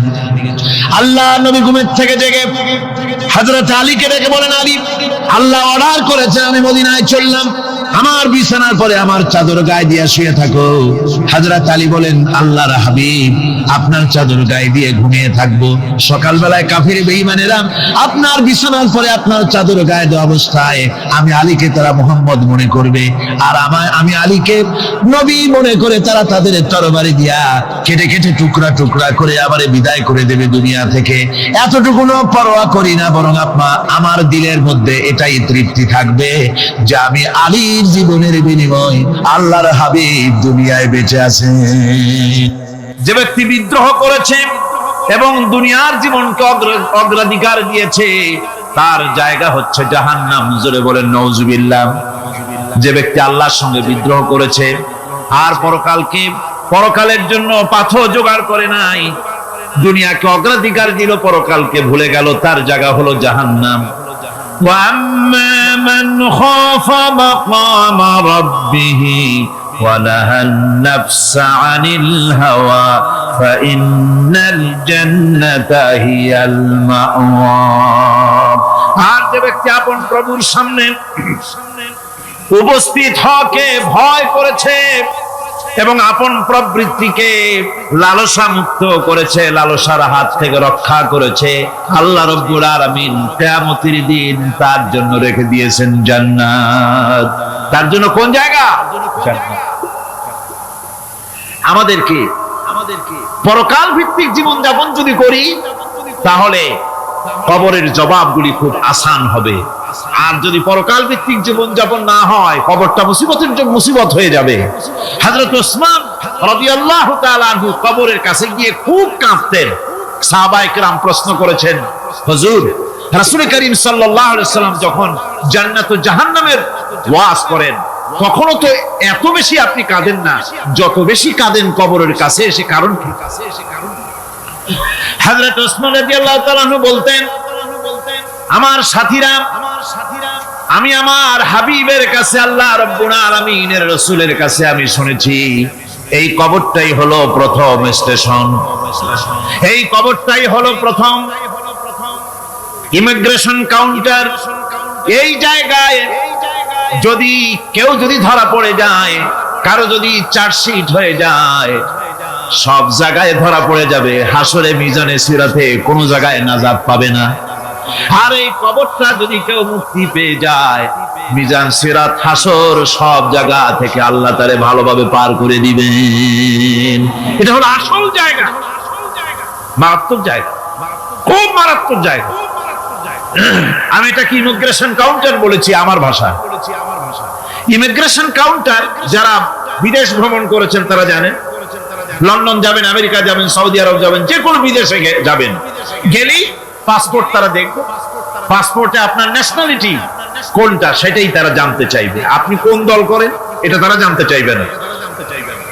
আপনি কোন ভাষায় কথা বলেন তাও তাদের জানার দরকার নেই। প্রথমেই তারা আপনার ন্যাশনালিটি দেখবে, আপনার আইডেন্টিটি কি তারা জানতে চাইবে। তারপরে যদি স্যাটিসফ্যাক্টরি হয়, আপনাকে ভিসা দিয়ে ভেতরে ঢোকবার ব্যবস্থা করে দেব। আর যদি তারা স্যাটিসফাইড না হয় তাহলে আপনাকে মেহমানখানায় ঢুকানো হবে গ্রেফতার করে। খবর হচ্ছে এ ধরনের একটি ইমিগ্রেশন কাউন্টার। কবরের ভিতরে মানুষ যখনই রাখা হবে সঙ্গে সঙ্গে দুজন ফেরেশতা আসবে। কবরের কাছে যারা এসেছিল দাফন হয়ে যাওয়ার পর এই লোকগুলি 40 কদম যেতে যতক্ষণ লাগে এর মধ্যেই দুজন ফেরেশতা এসে যাবে, এসে জিজ্ঞেস করবে মান রব্বুকা, তুমি কোন দল করতে? ওটা তাদের জানার দরকার নেই। চাকরি কিসে করতেন ওটা জানার দরকার নেই। ব্যবসা করতেন না চাকরি করতেন প্রয়োজন নেই। প্রথমেই জিজ্ঞাসা করা হবে ন্যাশনালিটি, প্রথমেই জিজ্ঞাসা করা হবে তার ন্যাশনালিটি সম্পর্কে, তার আইডেন্টিটিটা কি, এবং সেটাকে সত্যায়িত করার জন্য বোঝার জন্য 3টি প্রশ্ন। প্রথম প্রশ্ন মান রব্বুকা ওয়া মা দীনুকা ওয়া মান নাবিয়ুকা, তোমার রব কে, তোমার দ্বীন কি, তোমার নবী কে। যদি এই ব্যক্তি বেঈমান হয়, মুনাফিক হয়, সে বলবে হায় হাতা লা আদরি, হায় হাতা লা আদরি, জানি না আমার রবকে, আমি জানি না। তোমার দিন কি, দিন কারে কয় বুঝি না। এরপরে আল্লাহর নবী জনাবে মুহাম্মদ রাসূলুল্লাহ সাল্লাল্লাহু আলাইহি ওয়াসাল্লাম কে দেখানো হবে, বলা হবে মা কুনতা তাকুলু ফি হাদার রাজুল, এই ব্যক্তি সম্পর্কে তোমার ধারণা কি নিকে, বলবে আমি চিনি না। নাউযুবিল্লাহ। বাস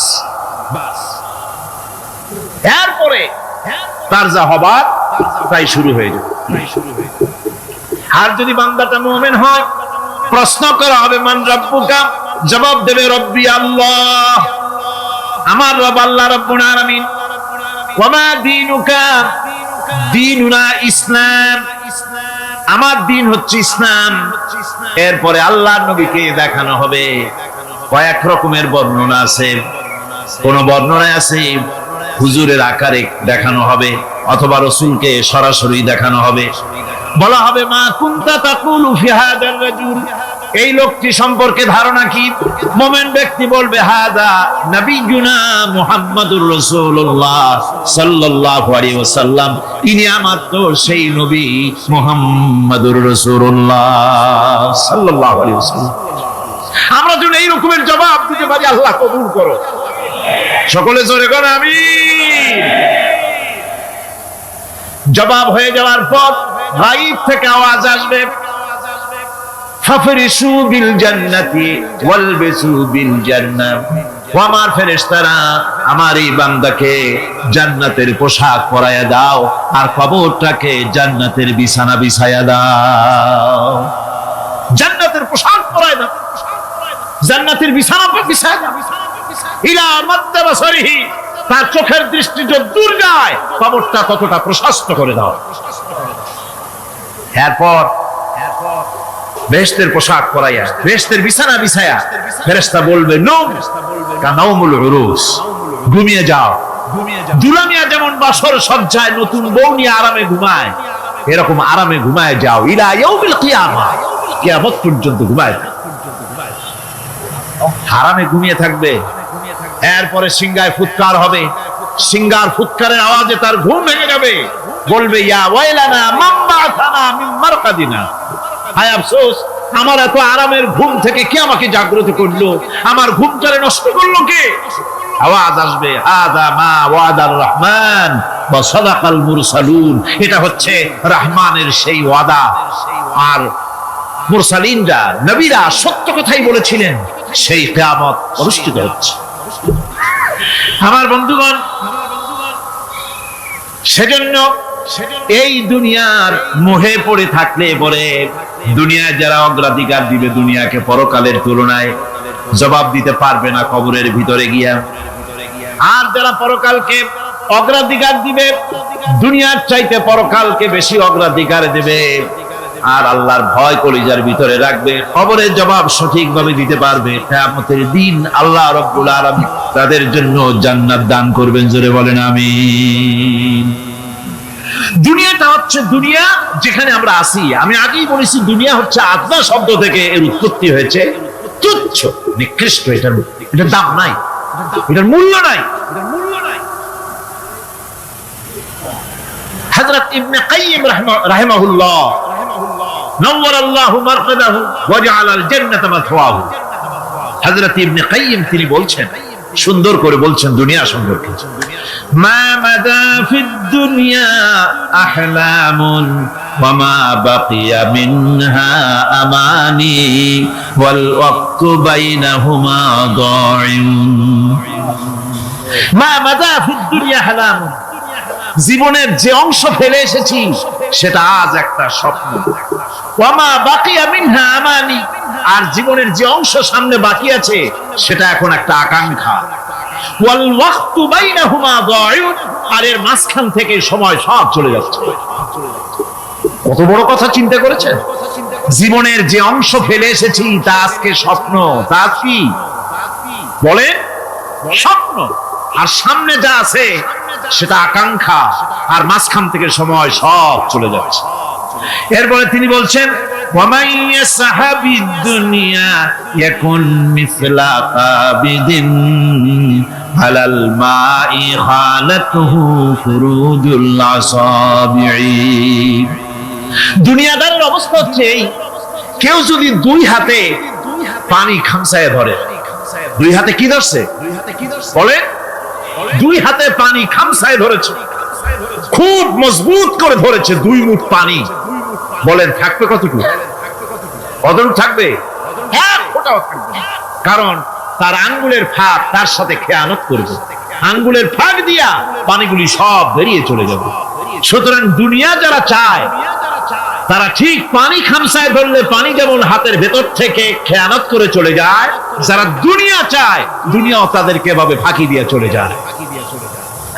তবুও দুনিয়ার মায়া মানুষের এত বেশি। আল্লাহর নবী বলেন, লাউ কানা লি ইবনি আদামা ওয়াদিন মিন যাহাবিন লাহাব্বা ইয়াকুনা লাহু সানিন, এই পৃথিবীতে যদি কাউকে একটা মাঠ ভরে যদি সোনা দেওয়া যায়, লোকটা বলবে রব্বুল আলামিন, আমি যদি আরেকটা মাঠ এরকম সোনা ভরা পেতাম। দ্বিতীয় আরেকটা মাঠ দেওয়া হলে আবার বলবে যদি তৃতীয় আরেকটা মাঠ সোনা ভরে যদি পেতাম। নবীজি বলেন, ওয়ালা ইয়ামলাউ জাওফু ইবনু আদামা ইল্লা তুরাব, মানুষের পেট 3.5 হাত মাটি ছাড়া, কবরের মাটি ছাড়া মানুষের পেট ভরবে না। আরো চাই, আরো চাই, চাওয়ার কোনো শেষ নাই। মানুষ এভাবে করে দুনিয়ার মহব্বতে এমনি পাগল হয়ে যায়, শুধু দুনিয়ার মহব্বত, পরকালকে বেমালুম ভুলে যায়। আমি কিন্তু এই কথা বুঝাতে চাই নাই যে পরকালের মহব্বতে, পরকালের ভয়তে বা পরকালের জন্য দুনিয়া আপনি বাজার ঘাট, বেচা কিনা, ব্যবসা বাণিজ্য সবকিছু ভুলে যান, না তা নয়। ভুল বোঝার কোনো কারণ নাই। পরকালকে অগ্রাধিকার দিতে হবে, মানে দুনিয়াটা চিরস্থায়ী জায়গা নয়। চিরস্থায়ী হচ্ছে কোনটা? আখিরাত। চিল্লা এখন কোনটা? সুতরাং এখানে যা করতে হবে, আখিরাতে জবাবদিহিমূলক জীবন যাপন করতে হবে। আপনি ব্যবসা করবেন, ওজনে কম দিতে পারবেন না, আপনি খাদ্যে ভেজাল দিতে পারবেন না, চুরি করতে পারবেন না, ডাকাতি করতে পারবেন না, জেনা করতে পারবেন না, বদমাশি করতে পারবেন না, মদ খেতে পারবেন না, সন্ত্রাসী হতে পারবেন না, হাইজাকার হতে পারবেন না, চাঁদাবাজ হতে পারবেন না, মুনাফাখোর হতে পারবেন না, আপনি চোরা কারবারি হতে পারবেন না, ঘুষখোর হতে পারবেন না, সুদখোর হতে পারবেন না। এই সব কাজ পরকালকে বিশ্বাস করলেই এ সমস্ত কাজ থেকে মানুষ বিরত থাকতে পারে। কথা ঠিক কিনা? এটাই হচ্ছে। সুতরাং এই পৃথিবী থাকবে না, এটা কি চিরকাল থাকবে না? এর একটা পরিসমাপ্তি ঘটবে। যেমন করে সারা বছর লেখাপড়া করার পর কলেজে, বিশ্ববিদ্যালয়, মাদ্রাসায়, হাই স্কুলে, সব জায়গায় সারা বছর লেখাপড়া করার পর যেমন পরীক্ষা দেওয়ার একটা দিন আসে, সারা বছর ব্যবসা করার পর হিসাব নিকাশ করার যেমন একটা সময় আসে,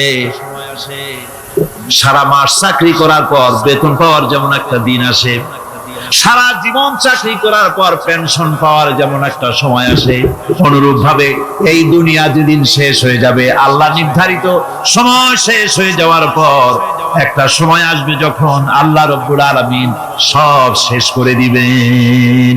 লন্ড ভন্ড হয়ে যাবে, কিছুই থাকবে না।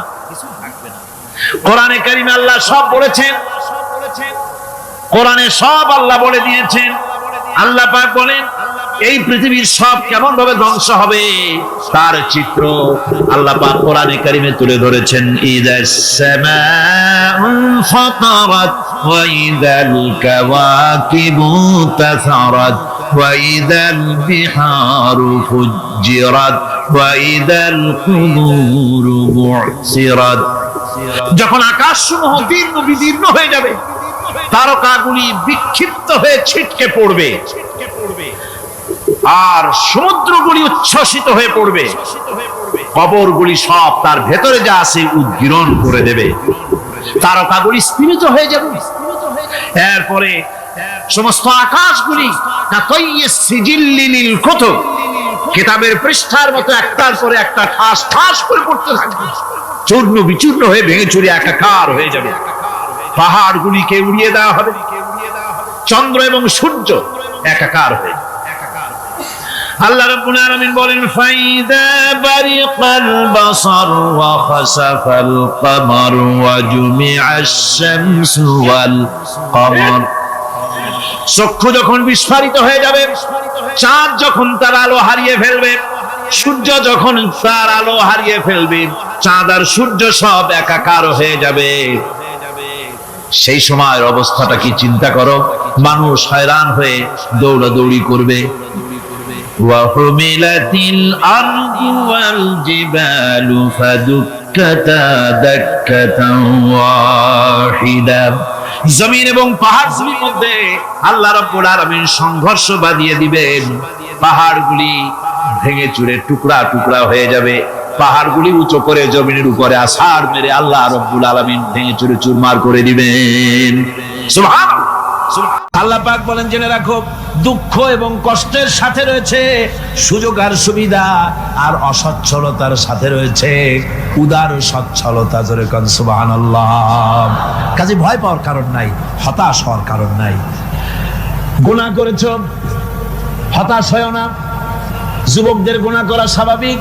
ইউনিভার্সিটির ছাত্র, কলেজের ছাত্র, প্রফেসর, শিক্ষক, অফিসার ঘুষ খেয়েছেন, জিনা করা হয়েছে, মদ খাওয়া হয়েছে, মিথ্যা কথা বলা হয়েছে, যাই কিছু করেন না কেন ভয় পাওয়ার কারণ নাই, নিরাশ হওয়ার কোনো দরকার নাই। আল্লাহ পাক ডেকে বলেছেন, কুল ইয়া ইবাদিয়াল্লাযীনা সারাফু আলা আনফুসিহিম লা তাকনাতু মির রাহমাতিল্লাহ। আমার আল্লাহ বলেন, ও নবী আপনি শুনায় দেন, হে আল্লাহর বান্দারা, তোমরা যারা নিজেদের উপরে বাড়াবাড়ি করেছো, নিজেদের উপরে জুলুম করেছো, অত্যাচার করেছো, আমি আল্লাহর রহমত থেকে নিরাশ হয়ে যেও না। মানুষ যদি অপরাধ করে, বাপের সাথে অপরাধ করেছে, মায়ের সাথে অপরাধ করেছে, মা বাবা সন্তানের চাইতে এত বড় কল্যাণকামী তো আর কেউ নাই, কিন্তু মা বাবা কোনোদিন বলে না আয় আমার ছেলে তোরে মাফ করে দেই, এরকম বলে নাকি? মন চায় ছেলে যদি মাপ চাইতো, খুশি হয়ে মাফ করে দিতাম, কিন্তু কেন যে আসে না, ডাকে না যে আয় মাফ করে দেই। মা বাবা আপনাকে এত ভালোবাসে, সেই মা বাপও আপনাকে বলে না যে আয় মাফ করে দেই। আমার আল্লাহ হচ্ছেন এমন আল্লাহ, আল্লাহ রাব্বুল আলামিন ডাকেন, এ বান্দা খুন করেছিস ফিরে আয়, জিনা করেছিস ফিরে আয়, হত্যা করেছিস ফিরে আয়, চুরি করেছিস ফিরে আয়, কুফরি করেছিস ফিরে আয়, সুদ খেয়েছিস, ঘুষ খেয়েছিস, মদ খেয়েছিস ফিরে আয়, এসে আমার দরবারে চোখের পানি ফেল, আমার দরবারে কাঁদাকাটি কর। ইন্নাল্লাহা ইয়াগফিরুয যুনুবা জামিআ ইন্নাহু হুয়াল গফুরুর রহিম। আমার দরবারে চোখের পানি ফেলে কান, আমি রব্বুল আলামিন জিন্দেগীর গুনাহ মাফ করে দেব। সুবহানাল্লাহ কর, সুবহানাল্লাহ কর। আমার কাছে কান, চোখের পানি ফেল। আল্লাহ রাব্বুল আলামিনের কাছে বান্দার দুইটা ফোঁটা বেশি প্রিয়। একটা হলো জিহাদের ময়দানে যে রক্ত ফোঁটা দেওয়া হয়, এটা আল্লাহর কাছে প্রিয়। আর আল্লাহর ভয়তে গুনার জন্য লজ্জা করে অনুশোচনা করে বান্দা যখন চোখের পানি ছেড়ে দেয়, আল্লাহর কাছে এটা অত্যন্ত প্রিয়। নবীজি বলেছেন, বান্দা যখন গুনার ভয়তে, আল্লাহর ভয়তে, জাহান্নামের ভয়তে অনুশোচনা করে যখন চোখ দিয়া পানি ছেড়ে দেয়, ওই চোখের পানি নাকের অর্ধেক আসতে না আসতে আল্লাহ রব্বুল আলামিন বান্দারে মাফ করে দেয়। আল্লাহ বরদাস্ত করতে পারেন না যে বান্দা কান্দু। আমার ভাইরা, আল্লাহ রহমত এই পৃথিবীতে, আল্লাহ রহমতকে 100 ভাগ করা হয়েছে। আল্লাহ রহমতের কত ভাগ? এই 100 ভাগের 1 ভাগ সারা পৃথিবীতে ছড়াই দেওয়া হয়েছে। আর 99 ভাগ কার কাছে? আল্লাহর কাছে। এই জন্য আল্লাহ রাব্বুল আলামিন বলেছেন, নাব্বি ইবাদি আন্নি আনাল গফুরুর রহিম। ও আমার নবী, সুসংবাদ দিয়ে দাও, বান্দাদেরকে শোনায় দাও যে আমি আল্লাহ তাআলা ক্ষমাশীল আর দয়াবান। হুজুর কাঁদতেছিলেন, হযরত ওমর রাদিয়াল্লাহু তাআলা আনহু এসে দেখেন হুজুর একা কাঁদতেছে। হুজুর জিজ্ঞেস করছেন, হযরত ওমর জিজ্ঞেস করলেন, হুজুর আপনি কাঁদেন কেন একা একা? হযরত ওমর বলেন, আমি যখন প্রশ্ন করলাম, নবীজি বললেন, আমার কাছে কিছু আগে জিবরাইল এসেছিলেন।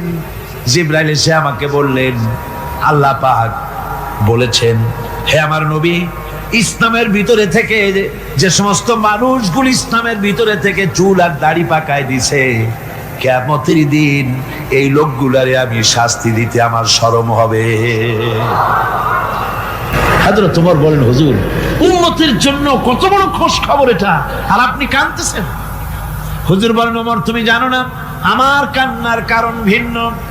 আমার কান্নার কারণ হলো যে আল্লাহ রাব্বুল আলামিন কিয়ামতের দিন দাড়ি চুল পাকা বান্দারে শাস্তি দিতে শরম করবেন। সেই দাড়ি চুল পাকা বান্দাগুলি আল্লাহর সাথে নাফরমানি করতে শরম করে না। আমি এই লজ্জায় কাঁদতেছি। ভাইরা, হুজুর আল্লাহ পাক বলেন, আমার নবী, রাতের আধারে যখন একটা বুড়া আমার দরবারে হাত উঁচু করে, একটা বুড়া মানুষ রাতের আধারে যখন আমার দরবারে হাত উঁচু করে, আর যখন বলতে থাকে, রব্বুল আলামিন, আমার পেছনের জীবনটা বড় খারাপ করেছি, এমন কোন কাজ জীবনে করি নাই যা তোমার কাছে কিছু দাবি করতে পারি, সব রকমের নাফরমানি করেছি, আজ আমি বুড়া হয়ে গেছি, কামাই করতে পারি না, ছেলে আমাকে চোখে দেখতে পারে না, পুত্রবধূ আমাকে ঘরে জায়গা দেয় না, আমার স্ত্রী আমাকে দেখতে পারে না, রোজগার করতে পারি না, হাঁটতে পারি না, চলতে পারি না, সবার কাছে আমি তিতা হয়ে গেছি, আমি দাঁড়াতে পারি না, কোমরে ব্যথা পাই, হাঁটুতে ব্যথা পাই, চলতে পারি না, কানে শুনতে পাই না, চোখে দেখতে পারি না, আর তোমার কাছে কিছু চাইয়া নেব এমন ভালো কাজও করি নাই। এইভাবে যখন বান্দা কাঁদতে থাকে আমার দরবারে, ও আমার হাবিব আমার রহমতের দরিয়ায় জোশ মেরে যায়, আমার শরম হয় এই বুড়াটারে কেমনে খালি হাতে ফিরাইয়া দেই। সুবহানাল্লাহ, সুবহানাল্লাহ। আমার আল্লাহর এত দয়া, আমার আল্লাহর এত মায়া, এত মহব্বত। আমার আল্লাহ রাব্বুল আলামিন বলেন, وَإِذَا سَأَلَكَ عِبَادِي عَنِّي فَإِنِّي قَرِيبٌ। আমার হাবিব, আমার বান্দা আমার ব্যাপারে প্রশ্ন করে, আমি বান্দার একদম নিকটে। কোরআন শরীফের ভিতরে যত জায়গায় রাসূলকে বলা হয়েছে সুয়ালের কথা, আপনাকে প্রশ্ন করা হয়, আল্লাহ তার জবাব কুল এই কথা বলে জবাব দিয়েছেন। যত জায়গায় সুয়াল এসেছে, যেমন কোরআনে কারীমের মধ্যে আল্লাহ পাক বলেন, ওয়ায়াসআলুনাকা আনিল মাহিদ, মেয়েদের হায়েজ সম্পর্কে জিজ্ঞাসা করা হয়, কুল হিয়া আযা, হে নবী আপনি বলুন। এভাবে করে কুল দিয়ে জবাব দেওয়া হচ্ছে। আবার প্রশ্ন করা হচ্ছে, ওয়ায়াসআলুনাকা আনিল আনফাল, এই গনিমতের মাল সম্পর্কে হুজুর আপনাকে, হে নবী আপনাকে প্রশ্ন করা হয়। আল্লাহ কুল দিয়া জবাব দিলেন। আল্লাহ বলেন আপনি বলেন। ওয়ায়াসআলুনাকা আনিল খামরি ওয়াল মাইসির। আল্লাহ পাক বলেন, নবী আপনারে প্রশ্ন করা হয়, কুল ফীহিমা ইসমুন কাবীর। আল্লাহ কুল দিয়া বললেন তুমি বলো। আবার বলা হলো ওয়ায়াসআলুনাকা আনিল আহিল্লা কুল হিয়া মাওয়াকিতু লিন্নাস। ও নবী আপনাকে প্রশ্ন করা হয় চাঁদের ক্রমবর্ধমান এবং ক্রমহ্রাস, এই যে বাড়ে আর কমে, পূর্ণিমা হয় অমাবস্যা হয়, কেন হয়? আপনি বলুন কুল, আপনি বলেন এটা আমি অক্ত এবং সময়, বছর আর দিন গণনা করার জন্য পৃথিবীবাসীদের জন্য বিনা পয়সায় একটা ক্যালেন্ডার বানাইয়া আকাশে ঝুলাই রেখেছি। এভাবে যত জায়গায় এসেছে আপনাকে প্রশ্ন করা হয়, তত জায়গায় আল্লাহ জবাব দিয়েছেন কুল, আপনি বলেন। গোটা কোরআন শরীফের ভিতরে এই একটি মাত্র জায়গা যেখানে বলা হয়েছে আপনাকে প্রশ্ন করা হয়। আল্লাহ এখানে বলতে পারতেন কুল, আপনি বলেন, আল্লাহ তোমাদের নিকটবর্তী, এভাবে জবাব হয় না। এটা কায়দাটা হলো এই, আল্লাহ বলতেছেন ওয়াইজা সালাকা ইবাদি, ও আমার নবী প্রশ্ন তো আমার বান্দারা আমার ব্যাপারে করেছে, এবার আপনার জবাবের কোনো দরকার নাই, প্রশ্ন আমার ব্যাপারে, আমি নিজে জবাব দিয়ে দেই। ফা ইন্নী কারীব।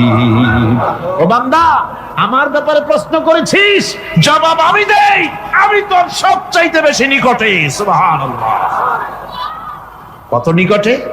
وَنَحْنُ أَقْرَبُ إِلَيْهِ مِنْ حَبْلِ الْوَرِيدِ। তোর যে রব, এই শাহরগের চাইতেও আমি তোর বেশি কাছে। সুবহানাল্লাহ।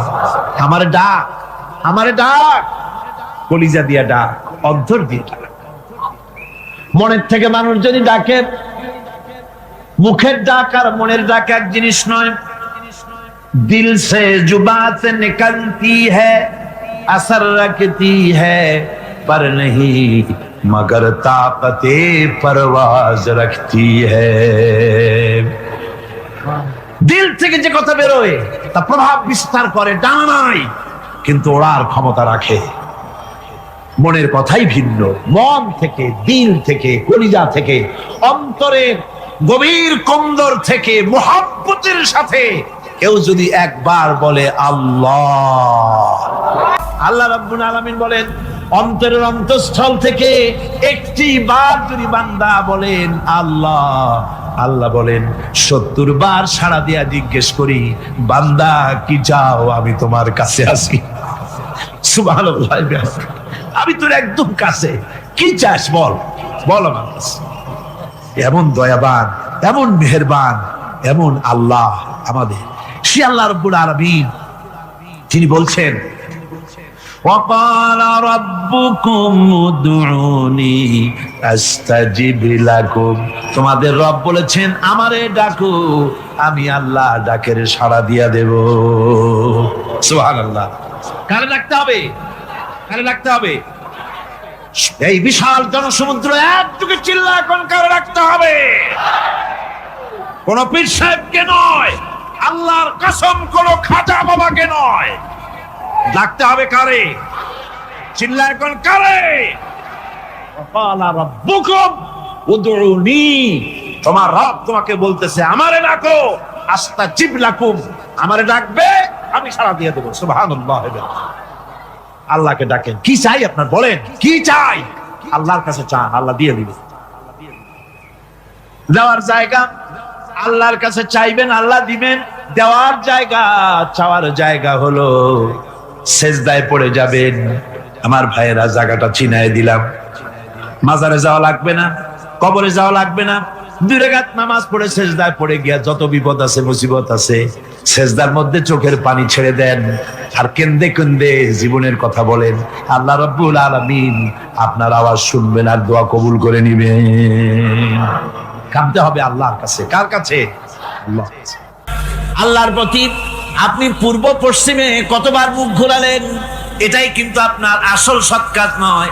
আসল সৎ কাজ হলো আল্লাহর প্রতি ঈমান আনা। এই ঈমানের ব্যাপারে 3টা দিন আমরা পার করে দিলাম, এখনো কথা শেষ হয় নাই। আল্লাহর প্রতি ঈমান আনলে পরে যে উপকারটা হবে ৫ম নম্বরে, সেটা হলো কঠোর এবং কঠিন বিপদের ভিতরে বান্দার ভিতরে অবিচলতা এবং ধৈর্যের সৃষ্টি হয়ে যাবে। আলহামদুলিল্লাহ। কঠিন বিপদ মুসিবত আসলে পরে সে অবিচল থাকবে। সারা দুনিয়ার বিপদ আপদ, শত্রুতা, দুঃখ, কষ্ট, মুসিবত, জুলুম, নির্যাতন সবকিছু পাহাড়ের মতো উঁচু হয়ে তাকে ঘিরে ফেলবে, কিন্তু তাকে এক চুলও নাড়াতে পারবে না। কবি বলতেছেন, সাথে জাকা রহা হ্যায় আসল সে তা ইমরোজ, সাথে জাকা রহা হ্যায় আসল সে তা ইমরোজ, চরাগে মুস্তফাবি সে শরারে বুলহাবিস। সে আবহমান কাল থেকে শুরু করে মুস্তাফা সাল্লাল্লাহু আলাইহি ওয়াসাল্লামের দীপ শিখার সাথে আবু জেহেল, আবুল আহাবের অগ্নিস্ফুলিঙ্গের টক্কর লেগেই আছে। রাসূলুল্লাহর আল্লাহর দেওয়া এই বিধান, এই দ্বীনের বাতিটা টিম টিম করে জ্বলেছে। আর গোরকি, টর্নেডো, হাজার হাজার মাইল বেগে হ্যারিকেন এসেছে, গোরকি এসেছে, টর্নেডো এসেছে, টাইফুন এসেছে, কিন্তু এই আলো নিবাইতে পারে নাই। সুবহানাল্লাহ। এই আলো নিবাতে পারে নাই। এই শত্রুতা চিরকালের, নিবাতে পারবে না।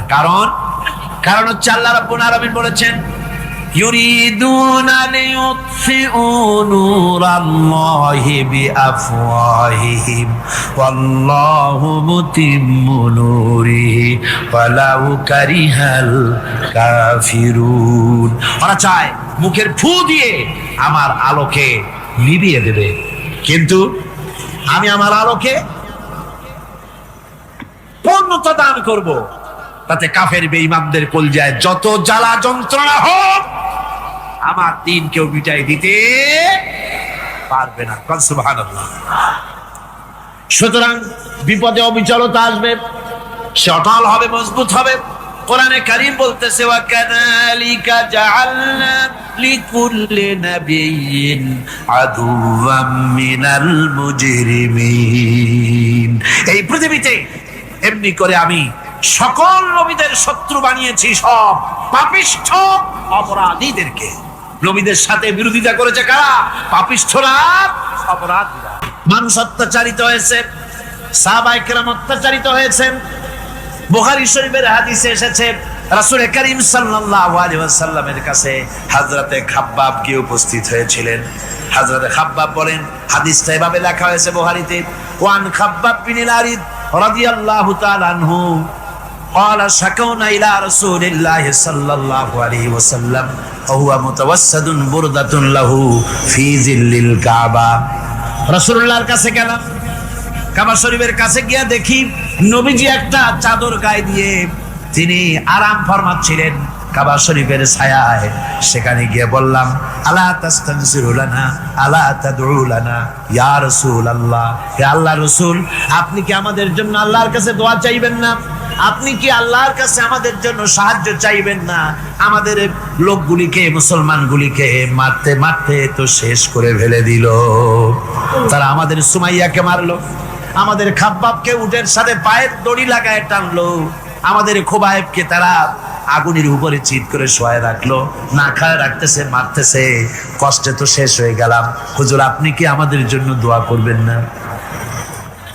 হাদিস শরীফে এসেছে, নবীজি উঠে বসলেন সোজা হয়ে। নবীজি বলেন, ও আমার সাহাবী, ও খাব্বাব, শোনো, তোমাদের আগে এই পৃথিবীতে যারা দ্বীনের দাওয়াত দিতে এসেছিলেন তাদেরকে সমকালীন রাষ্ট্র শক্তি, সমাজ শক্তি তাদেরকে ধরতো। ফায়ুখাজুর রাজুলু, তাদেরকে তারা ধরতো। ফায়ুহফারু লাহু ফিল আরদ, আর তার জন্য জমিনের ভিতরে কবর বানাইতো। ওই কবর ফায়ুজালু ফিহা, ওই কবরের ভিতরে তাকে কোমর পর্যন্ত গেড়ে দিত। সুম্মা ইউতা বিল মানশার, এরপরে করাত আনতো। ফায়ুদাউ আলা রাসিহি, এরপরে ওই করাত তার মাথার উপরে রাখতো। ফায়ুজালু নিসফাইন, এরপরে করাত দিয়া চিরে জীবিত মানুষটারে দ্বিখণ্ডিত করে ফেলে দিত। মা ইয়াসুদ্দুহু যালিকা আন দীনিহি, ও আমার খাব্বাব, এত কষ্ট দেওয়ার পরেও সেই যুগের কোন মুসলমানকে, দ্বীনের দায়ীদেরকে আল্লাহ দ্বীন থেকে এক চুলো তারা সরাই দিতে পারে নাই, এক চুলো সরাতে পারে নাই। ওয়াল্লাহি ও খাব্বাব, আমি আমার আল্লাহর নামে কসম করে বলছি, লা ইউতাম্মান্নাল্লাহু হাযাল আমরা হাত্তা ইয়াসিরা আর-রাকিবু মিন সানা ইলা হাযরামাউত। আমি কসম করে বলি, আল্লাহ রাব্বুল আলামিনের এই সানা থেকে হাযরামাউত পর্যন্ত লোকেরা যাতায়াত করবে, সুন্দরী রমণীরা গমন করবে, সদাগরেরা যাতায়াত করবে, টাকা নিয়া পয়সা নিয়া যাতায়াত করবে। তাদের মনের মধ্যে লুটের ভয়, টাকার ভয়, চুরির ভয়, ডাকাতির ভয়, জেনার ভয়, হত্যার ভয়, ধর্ষণের ভয়, কোনো ভয় থাকবে না। লা ইয়াখাফু ইল্লাল্লাহ, আল্লাহ ছাড়া কোনো ভয় থাকবে না। এমন একটা সমাজ, এমন একটা সময় আসবে, ওয়ালাকিন্নাকুম তাস্তাজিলুন, অথচ খুব তাড়াহুড়ো তোমরা করতেছো। তাড়াহুড়ো করো না, সময় আসবে ইনশাআল্লাহ। আমার ভাইয়েরা, আমার বন্ধুগণ, কঠিন বিপদে অবিচলতা এবং ধৈর্যের দৃষ্টান্ত রেখে গেছেন আম্বিয়া আলাইহিমুস সালাম। সুবহানাল্লাহ। কঠিন বিপদে অবিচলতা, দৃঢ়তা, ধৈর্য কারে বলে, তার দৃষ্টান্ত কারা রেখেছেন? আম্বিয়া আলাইহিমুস সালাম। ওনারাই আমাদের আদর্শ, নবীরাই আদর্শ। সাহাবায়ে কেরাম রিদওয়ানুল্লাহ তাআলা আলাইহিম আজমাইন আমাদের আদর্শ। ভাইরা আমার, মুসা আলাইহিস সালামকে ফেরাউন যখন ঘিরে ফেলে দিল, কোরআনের সব কথা গল্প গুজবার ইতিহাসের জন্য লেখা হয় নাই। কোরআনের মধ্যে যা লেখা হয়েছে সব বান্দাদের উপদেশের জন্য, যাতে করে লোকেরা চিরটা কাল এর থেকে উপদেশ নিয়ে নিজেদের তৈরি করতে পারে। জোরে বলেন সুবহানাল্লাহ। মুসা আলাইহিস সালামের কথা আল্লাহ বলেন, ফেরাউন তাকে ঘিরে ফেলে দিল, পালাবার রাস্তা নাই। ফালাম্মা تراءى الجمعان قال أصحاب موسى إنا لمدركون। মুসা আলাইহিস সালামের উম্মতেরা বললেন, হে মুসা, পাকড়াও হয়ে গেছি, পালাবার রাস্তা নাই। তিন দিক থেকে আমাদেরকে ঘেরাও করেছে ফেরাউনের শক্তি। সামনে কি? দরিয়া, আর তিন দিকে কি? ঘেরাও আন্দোলন। পালাবার পথ নেই, পালাবার পথ নাই। সারাশি আক্রমণ, ঘেরাও আন্দোলন। মুসা আলাইহিস সালামকে ঘেরাও করে ফেলেছে, পালাবার উপায় নাই। একদিকে দরিয়া, তিন দিকে ফেরাউনের শক্তি। এই যে ঘেরাও টেরাও, মানে নতুন তো না, ধর্মঘট নতুন না, এ পুরানা জিনিস। এই পৃথিবীতে সর্বপ্রথম ধর্মঘট কিসের উপরে হয়েছে জানেন? এই পৃথিবীর প্রথম ধর্মঘট হয়েছে পেঁয়াজ, রসুন আর ডাইলের উপরে। মুসা আলাইহিস সালামের জামানায় লান নাসবিরা আলা তাআমিন ওয়াহিদ, আমরা এক রকমের খাদ্য আর খাবো না, আমাদের পেঁয়াজ দেওয়া লাগবে, ডাল দেওয়া লাগবে, রসুন দেওয়া লাগবে। সর্বপ্রথম ধর্মঘট হয় মুসা আলাইহিস সালামের জামানায়, সেখান থেকে শুরু হয়েছে। তিন দিক থেকে ঘেরাও হয়ে গেছে, পালাবার কোনো রাস্তা। হযরতে মুসা আলাইহিস সালামের কাছে উম্মতেরা বললেন, পালাবার তো কোনো পথ নাই, এখন উপায়টা কি? আমাদের তো আর উপায় নাই। মুসা আলাইহিস সালাম দেখেন বিপদে পড়ে গেছেন, কিন্তু ধৈর্য হারান নাই, ভয় পান নাই। ভয় পাইছিলেন? ভয় পেয়েছেন? প্রশ্নই ওঠে না। মুসা আলাইহিস সালাম আল্লাহ পাক যাদেরকে বলেছেন উলুল আযম, রাসূল যাদের বলেছেন, তার মধ্যে হযরত মুসা একজন উলুল আযম পয়গম্বর। চারটিখানি কথা না, আল্লাহ কথা বলছেন তার সাথে, কালিমুল্লাহ তিনি। সুবহানাল্লাহ। মুসা আলাইহিস সালাম শোনালেন, কাল্লা ইন্না মাইয়া রাব্বি সায়াহদিন। কখনো নয়, আমার উম্মতেরা ভয় পেও না, আমার রব অবশ্যই আমাকে পথ দেখাবে। সুবহানাল্লাহ। তিন দিক থেকে শত্রু, একদিকে দরিয়া, পালাবার কোন রাস্তা নাই। সেখানে দৃঢ়তার সাথে তিনি বলছেন, অবশ্যই আমার আল্লাহ আমারে পথ দেখাবে। সুবহানাল্লাহ। নবীরা এই দৃঢ়তা দেখিয়েছেন, অবিচলতা দেখাইছেন। আল্লাহ পাক মুসা আলাইহিস সালাম যখন এই দৃঢ়তা দেখালেন, এই অবিচলতা দেখালেন, সঙ্গে সঙ্গে জিবরাইল এসে হাজির হয়ে গেলেন। আল্লাহ পাক বলেন ফাআওহাইনা ইলা মূসা আন আদরিব বিআসাকাল বাহরা ফানফালাকা ফাকানা কুল্লু ফিরকিন কাত্তাউদিল আযীম। মুসা আলাইহিস সালামকে আমি ওহী নাযিল করলাম, তাকে বললাম হাতে যে লাঠি আছে এই লাঠি দিয়ে আঘাত করো দরিয়ার উপরে। দরিয়ার উপরে আঘাত করলেন, একটা রাস্তা হয় নাই, 12টা রাস্তা তৈরি হয়ে গেল। আর দেওয়ালগুলা পাহাড়ের মতো উঁচা হয়ে গেল। দরিয়ার ভিতরে পাহাড়ের মতো উঁচা মজবুত 12টা রাস্তা। এবার মুসা আলাইহিস সালাম তার দলবল নিয়ে চললেন। আল্লাহ রাব্বুল আলামিন বলেন ওয়া আনজাইনা মূসা ওয়া মান মাআহু আজমাইন। মুসা এবং তার সাথী সঙ্গীদেরকে আমি পার করে দিলাম। মুসা আলাইহিস সালাম এবং তার সাথী সঙ্গী নিয়ে যখন দরিয়ার মাঝখানে আসছে, ফেরাউন তার দলবল নিয়ে এসে গেছে। আসে দেখে নদীর মধ্যে রাস্তা। বাবা, খুব তো কায়দা। ও মনে করছে ওর বাজানের তৈরি করা ডিস্ট্রিক্ট বোর্ডের রাস্তা। ওর লোকজন নিয়ে নেমে গেছে দরিয়ার ভিতরে। ও আসছে মাঝখানে, মুসা আলাইহিস সালাম চলে গেছেন ওপার, দরিয়া পার। মাঝখানে যখন এসে গেল, আল্লাহ রাব্বুল আলামিন পানিকে অর্ডার করলেন কুন। আল্লাহর তো বটন টেপা লাগে না, মুখ দিয়া কোনো হুকুম করা লাগে না, শুধু বলেন কুন। যে ব্যাপারে কুন বলেন ফায়াকুন, সাথে সাথে হয়ে যায়। আল্লাহ বললেন কুন, আর অমনি রাস্তা বন্ধ হয়ে গেল।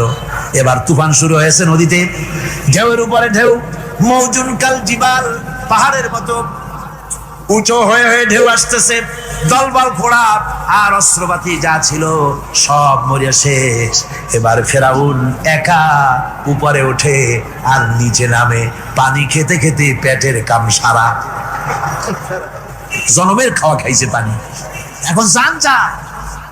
বাঁচবার আর উপায় নাই, বাঁচবার আর উপায় নাই। ফেরাউন তার নিজের জীবন সম্পর্কে হতাশ হয়ে গেল। এবার ফেরাউন বলতেছে আমানতু আন্নাহু লা ইলাহা ইল্লাল্লাযী আমানাত বিহি বানু ইসরাঈল। আমি ঈমান আনলাম, আমি ঈমান আনলাম আল্লাহ ছাড়া কোনো ইলাহ নাই। ওই আল্লাহর উপর ঈমান আনলাম যে আল্লাহর উপরে ঈমান এনেছে বনি ইসরাঈলেরা। আল্লাহ যাতে ঠিক পাইছে কোন আল্লাহর উপর ঈমান আনছে। বনি ইসরাঈলের আল্লাহর উপর ঈমান আনলাম। আল্লাহ এই তো মুসলমান হয়ে গেছি, এরপরও আমার সুবাও কেন?